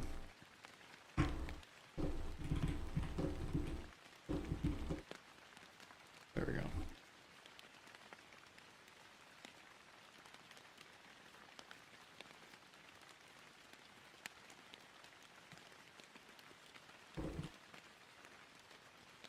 This tells React that you don't want the inner function to rerun unless either to-dos or filter have changed.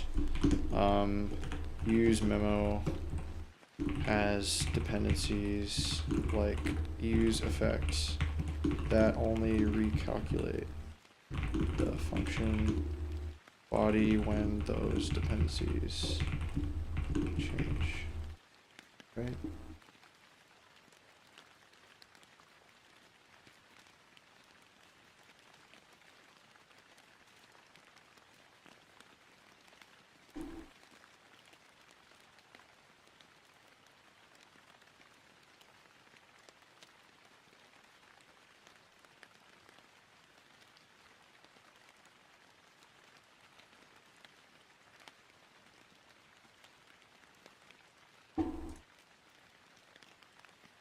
Wait, is this the wrong link?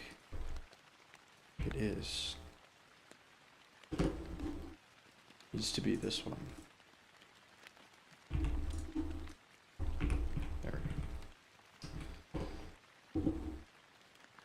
Resetting all state when a prop changes. I do hate emojis and feel that the only applicable use of them is when words cannot convey the idea to the extent. Yeah, we were actually talking about this earlier, Gervier. How AI specifically likes to use emojis in code comments. No, I understand exactly what you're talking about.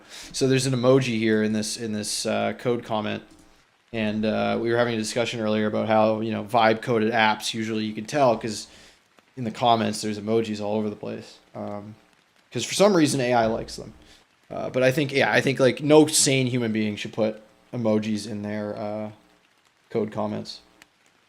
So I don't know.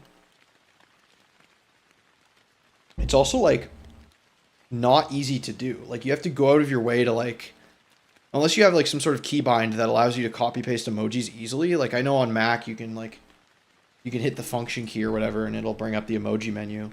Like kind of like this. Like if I hit that, it'll bring up the emoji menu. But you know, I don't know.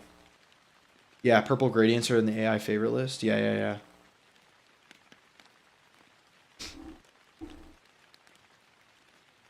Purple gradients specifically. Yeah, that's true. I guess there's a lot of websites that have those. Like those vibe coded websites or whatever, you know. Um, let's see. Right, resetting all state when a prop changes. The profile page component receives user ID prop. Here, page contains a comment input. One day you notice a problem. When you navigate from one profile to another, the comment state does not get reset. Ah.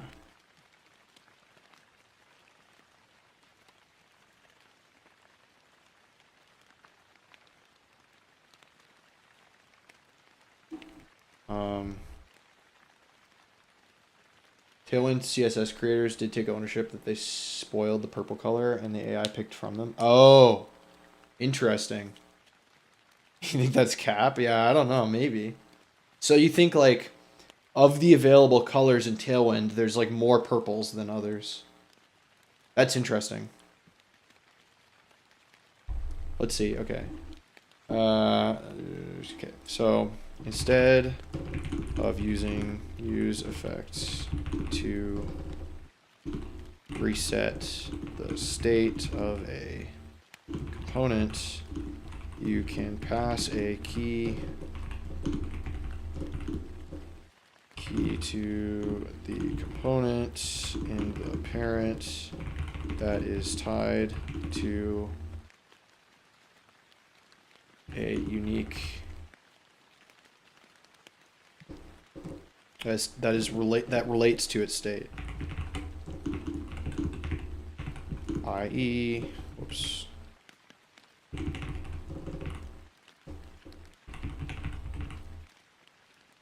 i.e. if you update or if you change the key or render the component, child component with a new key, the component will be re-rendered. I think it'll be remounted, right? I actually don't know that for sure.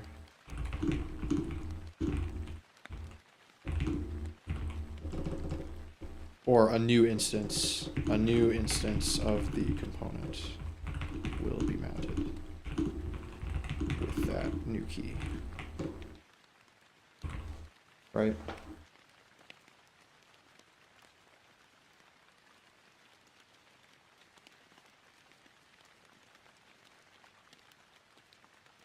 Their idea was that when we launched Tailwind CSS, we used purple color very heavily. Also, people are influenced from the purple color. Oh, okay, I got you. Black and carbon. Yeah, I see a lot of like very basic dark mode looking websites as well. And also, I find a lot of vibe coded sites have, they have like a little like grid, like a grid pattern behind a lot of the text or something like that. At least what I noticed. Normally React preserves the state when the same components are in the same spot. But passing user ID as a key to the profile, yeah. So passing a key to a component causes the component to be treated as unique when given a unique key. Recreate the DOM and reset the state of the profile component and all of its children. Yes. That makes sense. Bro, I made my website in a grid pattern thinking it would be something unique or rare, but it seems like I was wrong. Dang. Hey, you know what? You could even put a disclaimer, Gravier, on your website saying like, did not use AI or something like that, or whatever. Maybe if you used AI, you could say design was created by a human or something like that. I don't know. You probably like don't need to do that, but I don't know. All right, let's see. Notice that in this example, only the outer profile page component is exported, visible. Adjusting some state when prop changes.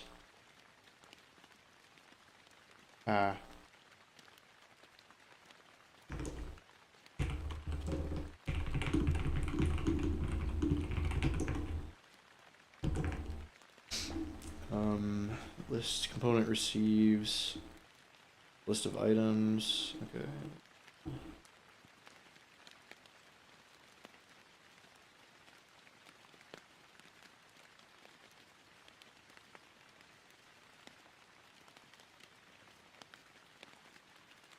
Don't use effects. Just adjust the state directly.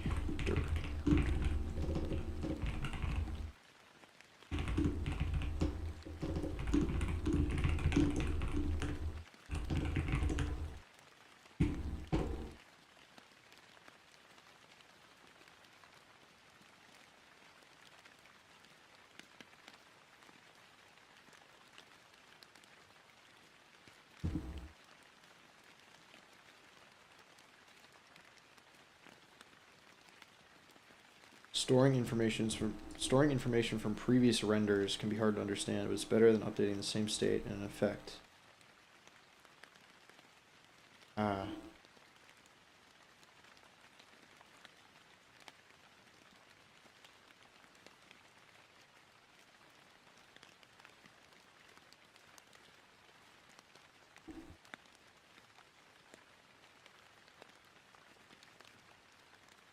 The above example, set selection is called directly during a render. React does not render those children are updated the DOM yet to this. Okay.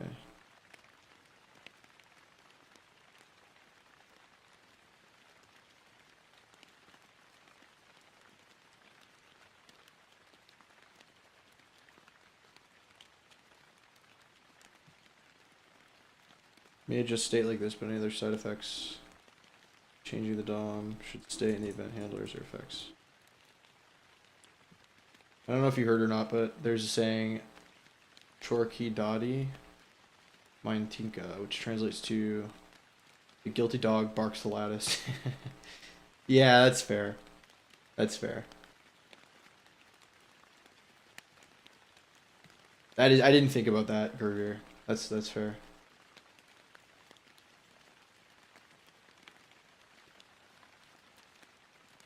Totally valid. But I feel like, I don't know. I feel like people that do use AI though don't say that they should. It should be the burden of proof should be on the people that use AI, not the people that don't. Right? In my opinion, if you don't have anything, it should be AI like without AI. But if the burden again, yeah, the burden of proof should be on the people that use AI. How's it going, Abdu? Welcome in. Today's more of a study stream. So I'm learning about useEffect in React and other hooks. Like I just like use memo and stuff like that. Yeah. Wait, this should actually be like this. No. I just realized that's how that should be, I think.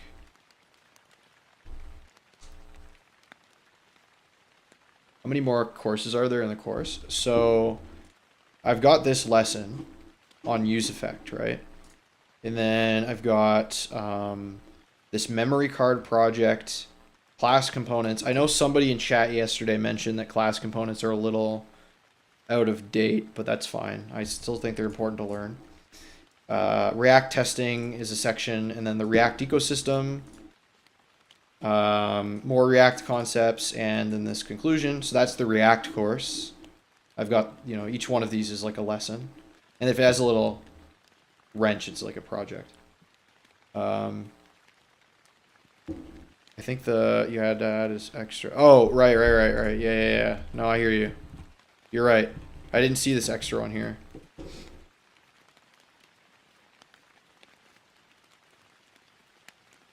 Is the use memo? Oh, it's like this. Yeah. Okay, I see. It's like this. I just didn't indent it properly. So it's like this. Cool. Yeah. I got you, Gerbier. But anyway, so that's that. And then after this React course, I've got databases, which is like very small, and then Node.js, which is another fairly big course. But I think after I finish the React course, I'm gonna move on to doing some front end projects, maybe. Very happy today because I bought a new chair, the best investment for learning. Nice, Abdu, that's awesome. I'm using a chair that I've had for 6 years. So I mean, I don't know. I just got it at the local whatever. Like it was like a tech office supply store. The course would go for a long time. I think so, Gervier. I want to be done.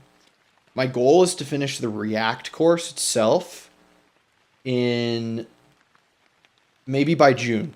So like a month and a bit. I'm going to get maybe till June or so. Like maybe beginning of June. And then after that, I'm going to do some projects over the summer. And then maybe in like the end of summer, beginning of fall, start diving into some back-end stuff. So again, I kind of want to take my time and learn everything, carefully and go through these things because, it's not stuff you can rush if you want to be actually, knowledgeable about what you're learning. Yeah, exactly, Gervier.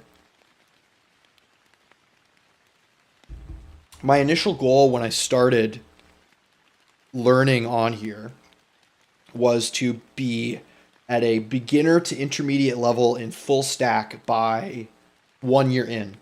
And I know I do a lot of yapping on stream, but that's part of, interacting with you guys, like the audience. I try to also, create something that's interesting to watch as well, or at least hopefully somewhat interesting. I don't know, or just to have on in the background or whatever it is. But my goal was to be at a beginner or intermediate level with full stack in a year. And I started streaming 3 months ago today. I started streaming January 20th of this year. And by January 20th of 2027, I want to be in a state where I could reasonably pick up these basic technology, not basic technologies, but like a full stack, like a stack, and then build something. Like some beginner, intermediate level project. Enough that, I could start to build a portfolio and start to bolster my skills from there. So yeah, that's kind of my goal, I guess. And I'm a quarter of the way there, I guess. Which is cool. And I've built up almost 900 subs, which is really great. And you guys are all here, supporting and working alongside me, which kind of helps quite a bit. So it's kind of cool. So let's see. Although this pattern is more efficient than an effect, most components should need it. Adjusting state based on props or other state makes your data flow more difficult.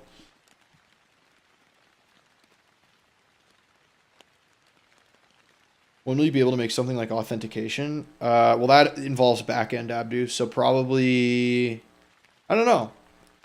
Probably by the end of the summer. Yeah, it's backend. It's definitely backend. Authentication, anything server side, generally speaking, like auth requires like server, like databases, creating like REST APIs, stuff like that for like your own. Like usually you create an API to interact with whatever you're making, right? Even if it's an internal API. So.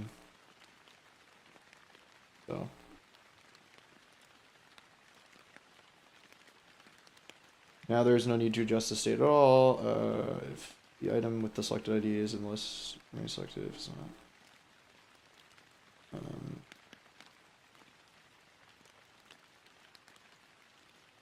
Right. If updating state every render is expensive, can do something like just storing an ID or some other identifier to a larger, more complex object or component. Okay, sharing logic between event handlers. Let's say you have a product page with 2 buttons, buy and check it out. They both let you buy the products. You want to show a notification whether the user puts the product in the cart. Calling show notification in both buttons, click handlers, feels repetitive.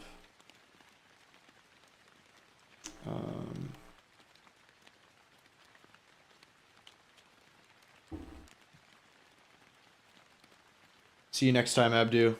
Have a great rest of your day, my friend.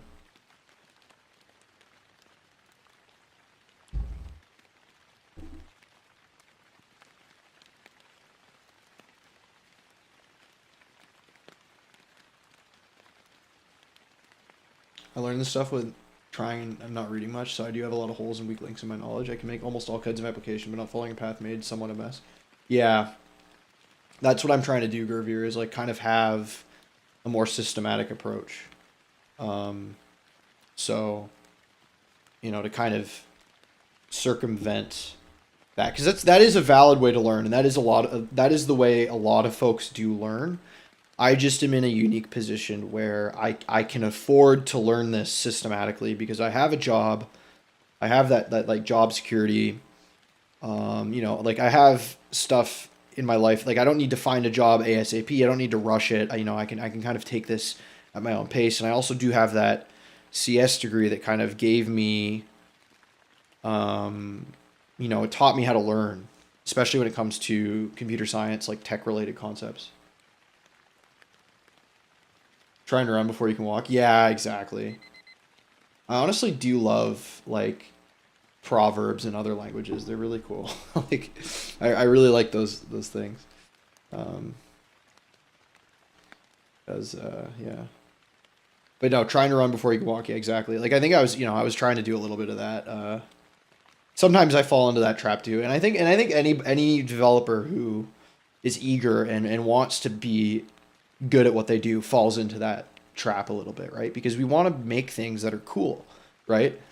Like, I mean, at least I do, and make things that are kind of, you know, not only that you think are cool, but maybe other people think are cool, and you can kind of be like, look at the thing I did, and feel proud of yourself. But, you know, it's easy to kind of get ahead of yourself, and, you know, you're like, oh shit, like this involves stuff that I haven't really learned yet or whatever, and then you end up coming up with imperfect solutions, and in a lot of cases, like solutions that are unmaintainable.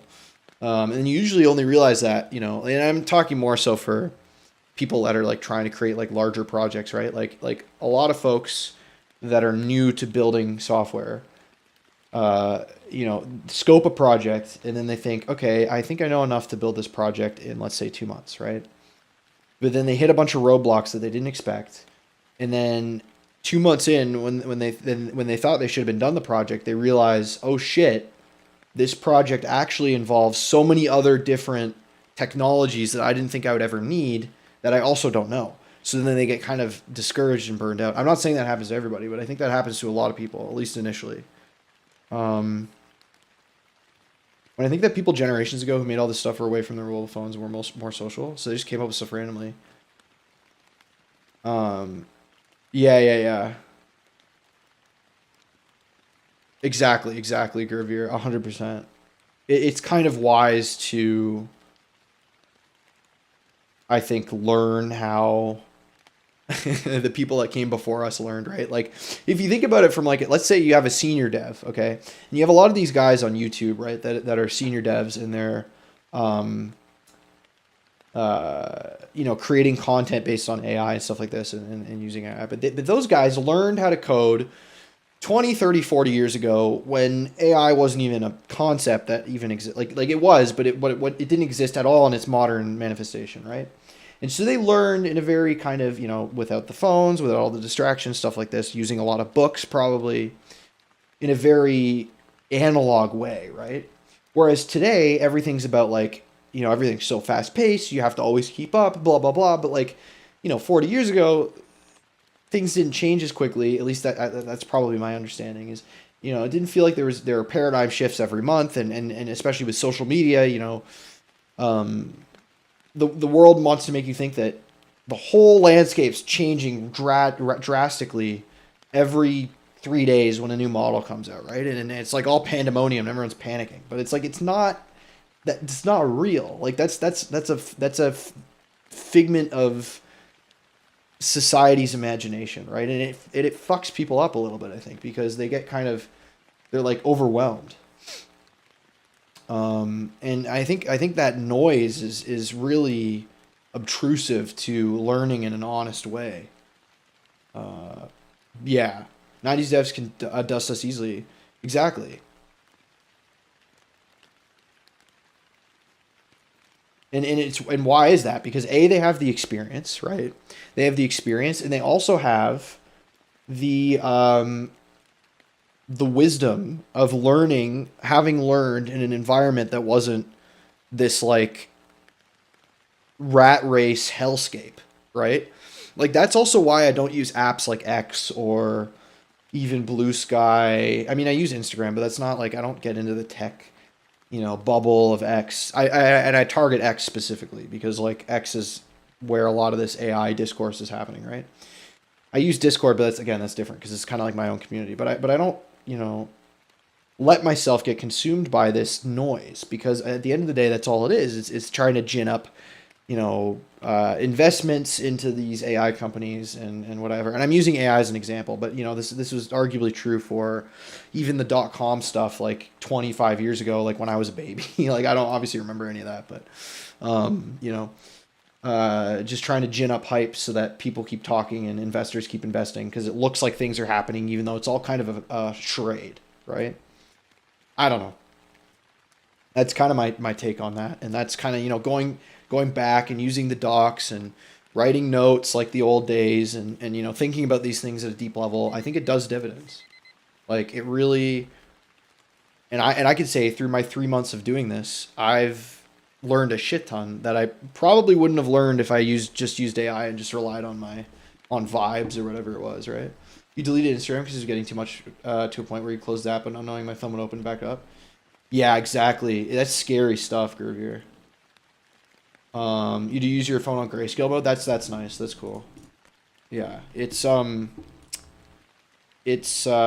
totally agree with you though. It's something that can get you can get like addicted to your phone. Like I try to keep my screen time at 4 hours a day or under.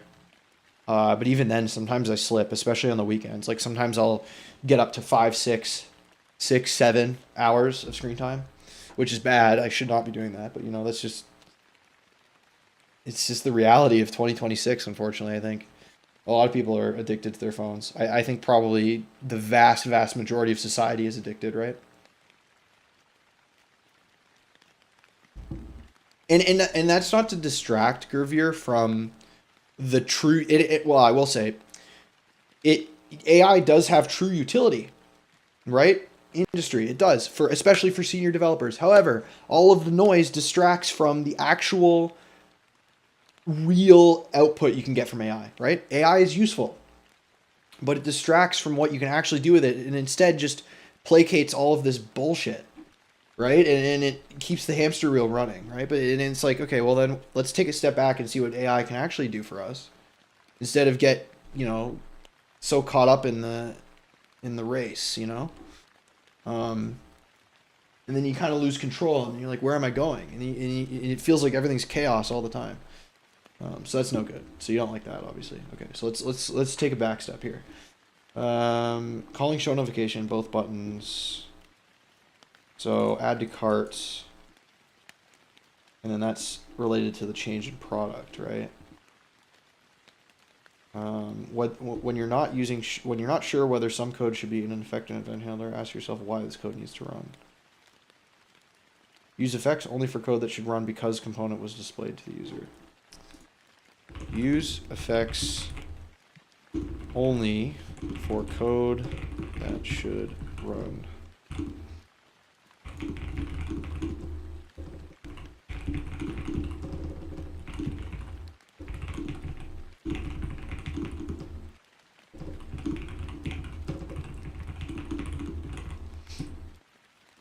I should probably like clip out some of these speeches from my from my streams and like post them as shorts or something.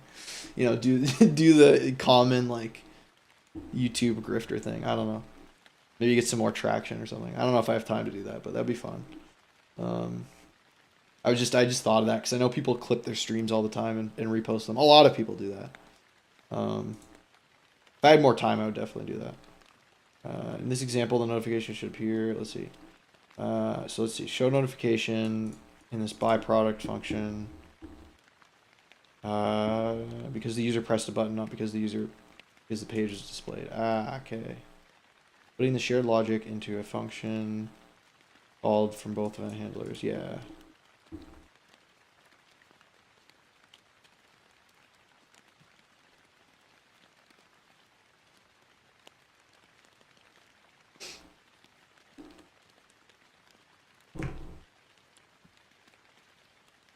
If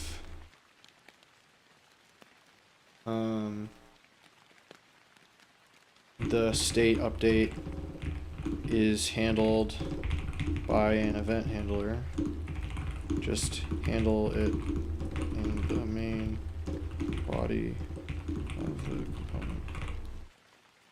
I see that you've made these notes by yourself, but they look good. You can eventually publish them as your blog writing stuff. I actually did think of that, Gervier. I did think of that. I actually mentioned that earlier in the stream. I was like, maybe someone could get use out of them. Because, again, it is just a rewriting of this stuff. But it's just a way that I learn, right? Like, I basically read the stuff, and I kind of read the documentation as if it was like a story. And I kind of just reformat the information on the note. You're right, though. I could totally do that. And eventually, I think one of the big projects I want to do over the summer is build my own portfolio website. So I'm probably going to have these in a section somewhere on that. Maybe cohesive. Yeah, exactly. Like, if you think of this, like, this one note on side effects includes, like, 3 articles and all of this, right? So I'm kind of, like, summarizing it, right? In a more condensed form. Yeah, and I think that's good, too, just for learning in general. For me, personally. But again, if you learn differently, that's totally fine. And again, like when I was earlier on in the Odin project, I didn't write notes because it was really easy. Like basic HTML and CSS, like I didn't need to write notes for that. But this stuff related to React is a lot more complicated. And the other thing is I can reference these notes again when I am building a project or something, right? Instead of going to these docs, these notes are a more condensed version.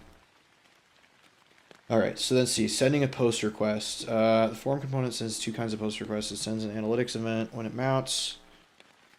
When you fill the form and click the submit button, it will send a post request.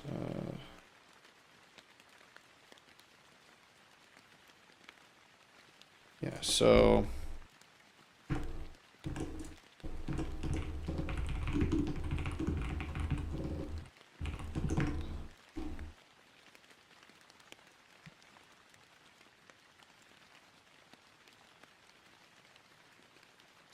However, the API register post request is not caused by the form being displayed. You only want to send the request at one specific moment when the user presses the button. It should only happen at that particular interaction.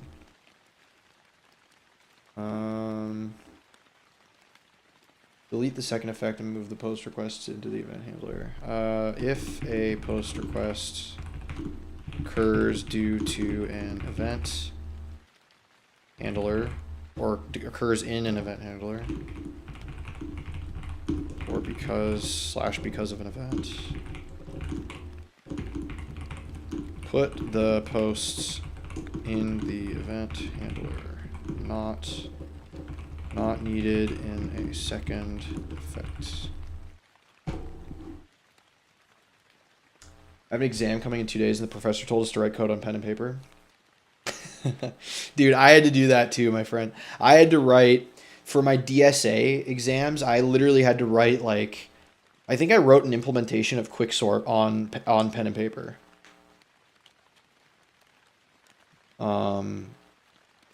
I wrote pseudocode for Quicksort on paper in an exam. I'm not kidding. I also wrote SQL queries in an exam on paper. So I know the feeling. it is a little bit cursed, but you just have to like, you know, it's the only way really. Like it depends like what your exam situation is, because if there's not enough computers in the exam room or something like that, you know. But no, I completely agree with you in general on that one. However, the API registered. So where was the second in here? Okay, so then this one was like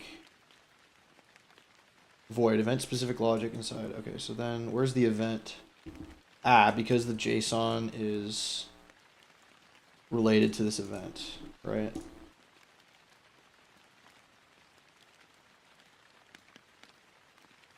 And you don't need any of that JSON nonsense.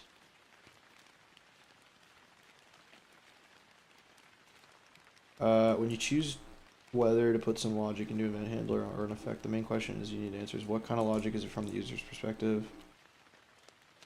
If this logic is caused by a particular interaction, if logic is caused. Good night, Jeremy. Have a good night. We have a hell ton of computers in the university. We had quizzes, labs, midterms on computer last month. Oh, that sucks. I guess that's just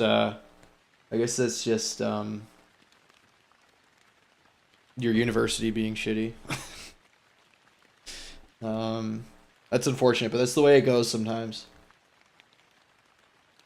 If this logic is caused by a particular interaction, yeah. So if logic is caused by a particular, keep it in the event handler.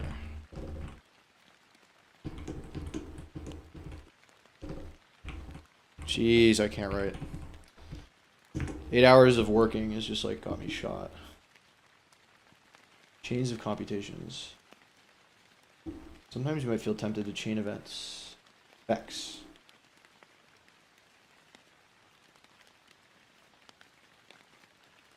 Are these notes just on my computer or saved to cloud? I should save them to cloud. You can see there's a little so basically, okay. Let me go through how Obsidian works. So they're just saved to my computer, but if I want to sync them to the cloud, I have to pay. At least if I want to do it without a bunch of effort. Like there's a way of syncing these notes to the cloud in a good what should I say? Not in a good way, but in a way where you don't have to pay. Actually, you know what? They might be in the cloud by proxy, because I think I back up my, and this is again not probably super advisable, and I maybe should get rid of it, but I think I back up my operating system files on iCloud, because I do pay for a terabyte of iCloud. So in theory, these are on iCloud, but I don't have the sync feature where I can access these notes from different devices, which is what that kind of paid tier gives you. Like if I go to obsidian.md, I think I can get like, I think it costs like something, right? Like it's like yeah, like $8 USD or $4 USD per month for yearly billing. So $4 times 12, that's $48 a year, right? It's amazing. I really love it. And the other thing too that I love about it is it's all markdown. So you can take those markdown documents and lift and shift them to some sort of like static page that you host, right? So, yeah. But yeah, no, I should put these. I think I'll host these eventually, Gervier. Because they are here. I don't have that many. No, well, actually, I do have a decent amount. I do have a decent amount of notes. But you know. Anyway, have you heard about Ink Drop? I do follow the creator of it, but I've not used his app as well. Let's take a look at it. Ink Drop. Oh, it's also got a markdown editor. That's pretty cool. This looks kind of AI, but actually not really. This is pretty nice. This looks similar to Obsidian. He's been building it for years at this point. Nice. Oh, and you have like diagrams in there. That's pretty cool. I didn't know this was a thing at all.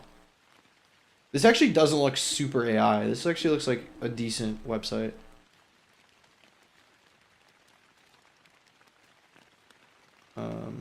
Is this like the Japanese site or something? What is this? Yeah, this is like Japanese docs. Cool. That's pretty fun. This looks cool. I'll definitely like pin this actually. To like online editors or something. It's pretty cool. Oh yeah, I remember you, Vibe Code Diary. Maybe just the landing pages they have, but it's moving at speed through the... I got you, yeah. No, the landing page, I mean, this could be AI, but it's still like pretty decent landing page. Regardless. I also like the font choice and all these things. Is ink drop for your paid? Actually, let's check that. Pricing. No, it looks like it's paid. And I would assume this is American dollars, right?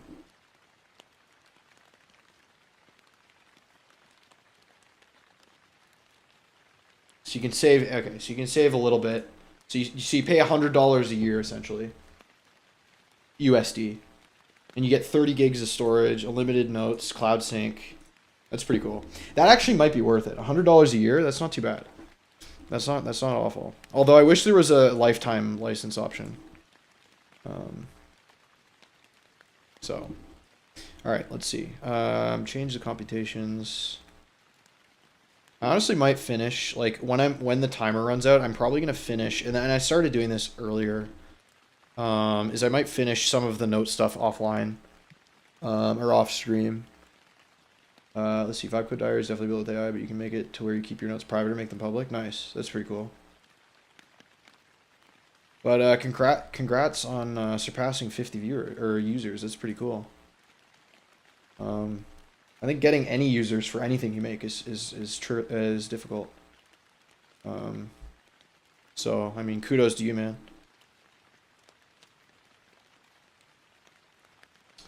I eventually want to get to a point where I make maybe my own products or something like that, but not yet. I'm not at that point. But that's really dope. The only thing is I'm not really a business person. They are all free and they're grandfathered into that. That's dope.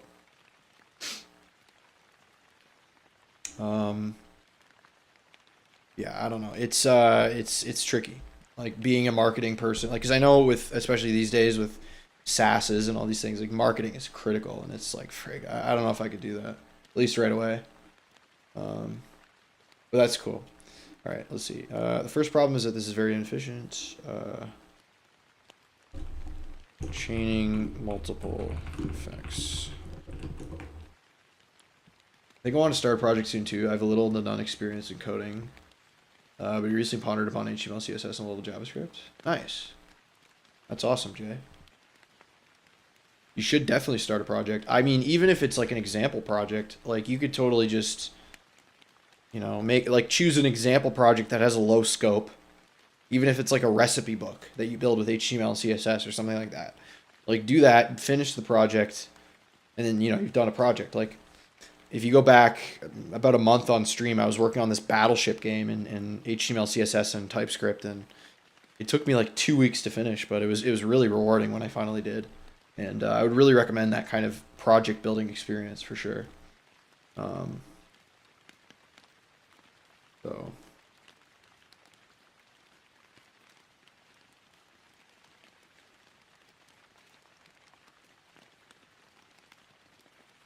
yeah, so there's two problems.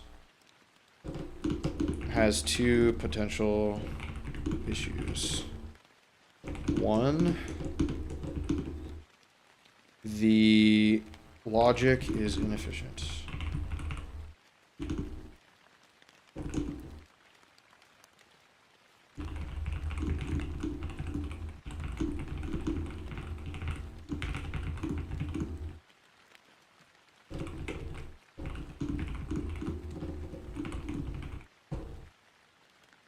You saw a to-do, person making a to-do application purely in assembly and HTML with their JavaScript.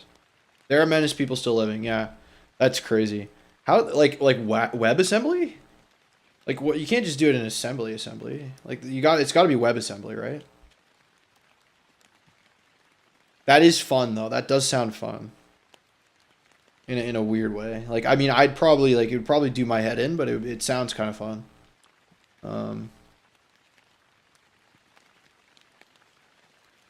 Yeah, you're in your third semester in college and came in pretty rough into coding. Started this semester with Java and C. Nice.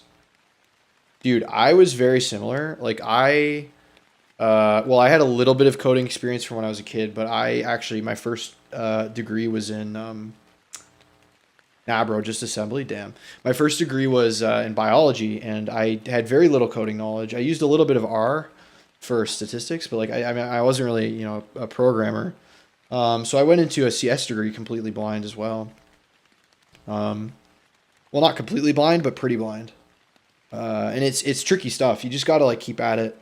You know, I studied my ass off though to finish, and even then it was my degree was computer science, so it was a lot more, you know, at least the computer science from the institution I took it at was very theory focused, right? It was less building software and learning how to build software. It was more related to CS theory, like discrete math, calculus, like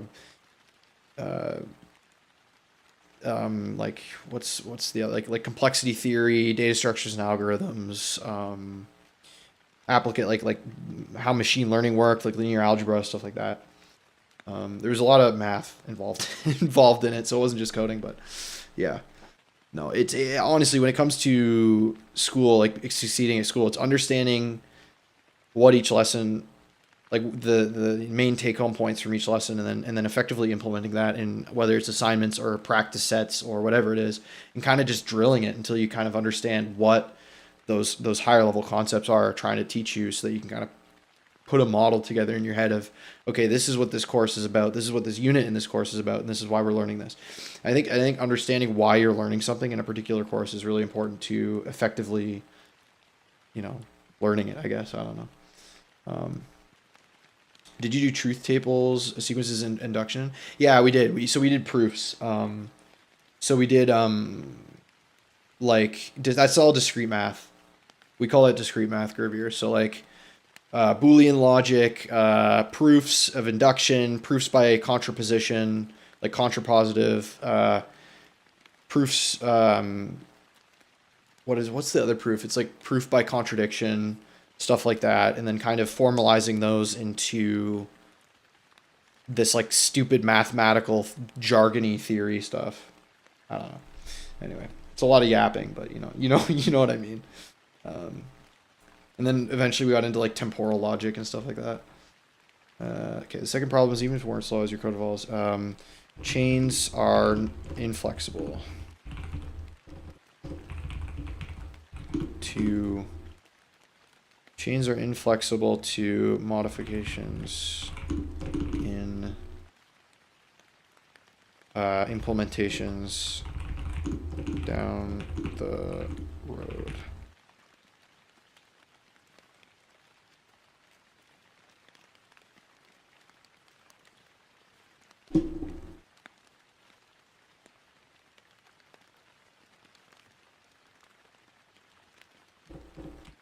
Generally better to calculate what you can during rendering and adjust state event blurs.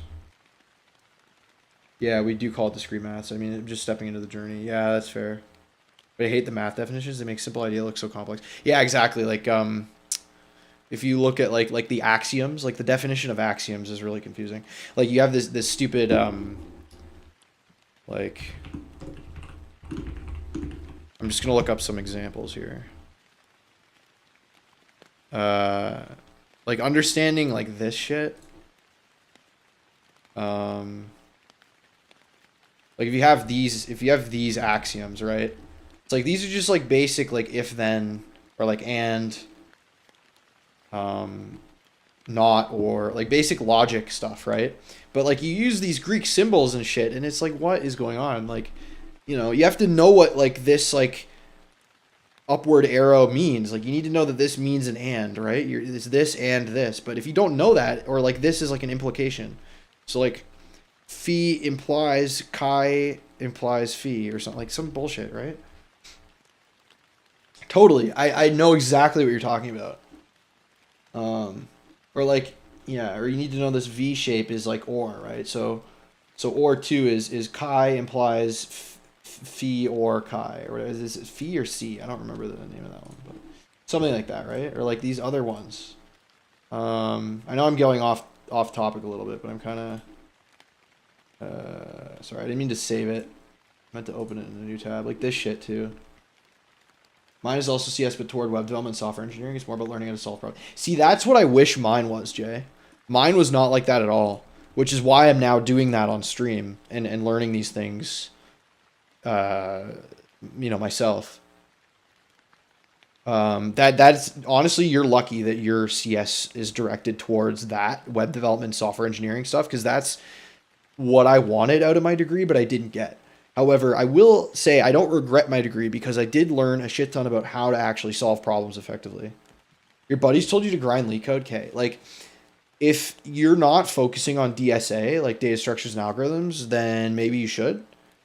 I think leak code is something that you should do if you want to improve your data structures and algorithm skills. I think it does teach you a lot of good things, but I don't think you should get so like locked into optimizing leak code. I think it's a little bit of a not a waste of time, but I think you can learn a lot of the concepts that leak code teaches you through building actual projects. You remember doing Carney? I don't know how to pronounce that. Maps on exams for the Boolean stuff. I don't even know what that is, JMac. I don't even think we learned that. Yeah, mainly for interview prep. Exactly, that's fair. Did you hear about the story? Let me post it in the Discord. Yeah, post it in the Discord, Gervier. You can post it in the stream chat or wherever, whatever channel is appropriate. But anyway, I think honestly, I'm kind of like burned out for tonight on this. I think I'm like pretty done. I don't know. I didn't really get through a shit ton, but I'll probably do most of this documentation stuff like off stream. I did a bit of it on stream because, like that's part of it, but I'll probably do a lot of this tomorrow, and then I'll be back on Wednesday with the new project. Yo, you're also doing some web dev. My CS curriculum at Human University is more problem solving than web dev. Yeah, that's what mine was too, Key. Want to share the Guardian link? Yeah, I got you, Gervier. Subs, you'll be tuning in. I appreciate you, Jay. Thanks for joining on joining my community. I really appreciate you coming around. Leak code as well in the live. I was given 2 leak codes in your review. Oh yeah, that's fair. Were they leak code mediums or hards? Or I guess you don't really know. But no, I do appreciate all the support. It's it's really awesome to see you guys come around, and I've had regular viewers now for 3 months, and it's really cool. But that's kind of what I do here. Oh, leak code mediums, those aren't too bad. The mediums aren't too bad. I can solve probably 2/3 to 3/4 of mediums like on first try. At least me personally, from the bit of leak code that I've done. Like I haven't done leak code in a while. I'm a little stale on it, but yeah, those aren't too bad. But anyway, I don't know. I stream my process, my learning, not just for myself, but also to hopefully motivate others too. So yeah. Also, Jay, if you're curious, I have an FAQ as well that you can read to learn a little bit more about what I'm doing here and stuff like that. I also do have a Discord. Not to I'm kind of plugging my shit a little bit, but if you want to hear about like when I go live and stuff, you can join the Discord for that, and also just chat with my community. I've got like over 100 people in there. We kind of hang out and chat about stuff related to tech, web development, AI, what have you. Yeah, I don't know. Graph algorithms. Yeah, those are tough. Like I remember the ones that had me screwed up for the longest time were maximum flow problems with graphs. Recently, I also started streaming a coding process as well. Def gonna join your Discord. I appreciate you, Key. I'll actually, you know what? If you streamed your process, I'll shoot you a subscribe after stream. I feel like we should help each other out in this space. I'll join your community as well. Because I haven't actually had anybody, interestingly, I haven't had anybody come in here that also created content themselves. So that's really cool to see that you're also streaming. Yeah. But anyway, I think we're getting near the end of, well, I mean, I only wanted to do 5 Pomos tonight anyway, and I just finished my 5th Pomodoro. Oh, you thought we would have asked Dijkstra's question? So like Dijkstra, like, what was Dijkstra again? It was like this, it was like, I want to say it was like search. But anyway, yeah, I know, I'm going to end stream tonight. I'm going to end stream for now. Anyway, I keep getting distracted. But anyway, yeah, so I want to do 5 Pomos. Finish those 5 Pomos. And to anyone that's new here, I also do this on top of a full-time job, so that puts my workday at like, 11 hours or so. Yeah, exactly, Jay. I sent the story in Discord. I hope bring you the stream and then read it off. Yeah, absolutely. I will do, Gervier. But yeah, no, I mad respect. Thank you. I appreciate that. Yeah, I work Monday to Friday, 9 to 5. I work in IT too. So anyway, you can read my FAQ page if you want to learn a little more about me, or just chat to me in the Discord. You can ask questions, introduce yourself. I'm pretty active in the Discord. I'll respond to you. But anyway, that's gonna be it for me. I really appreciate all of you watching and subscribing and joining the community and joining the Discord and all these things. And I'll be live again, not tomorrow night, but Wednesday night, 6:30 p.m. Eastern Standard Time. Again, you can check the schedule channel in the Discord if you want to see specific dates. I usually release a weekly schedule on Sunday. So anyway, thanks for watching, and I'll see you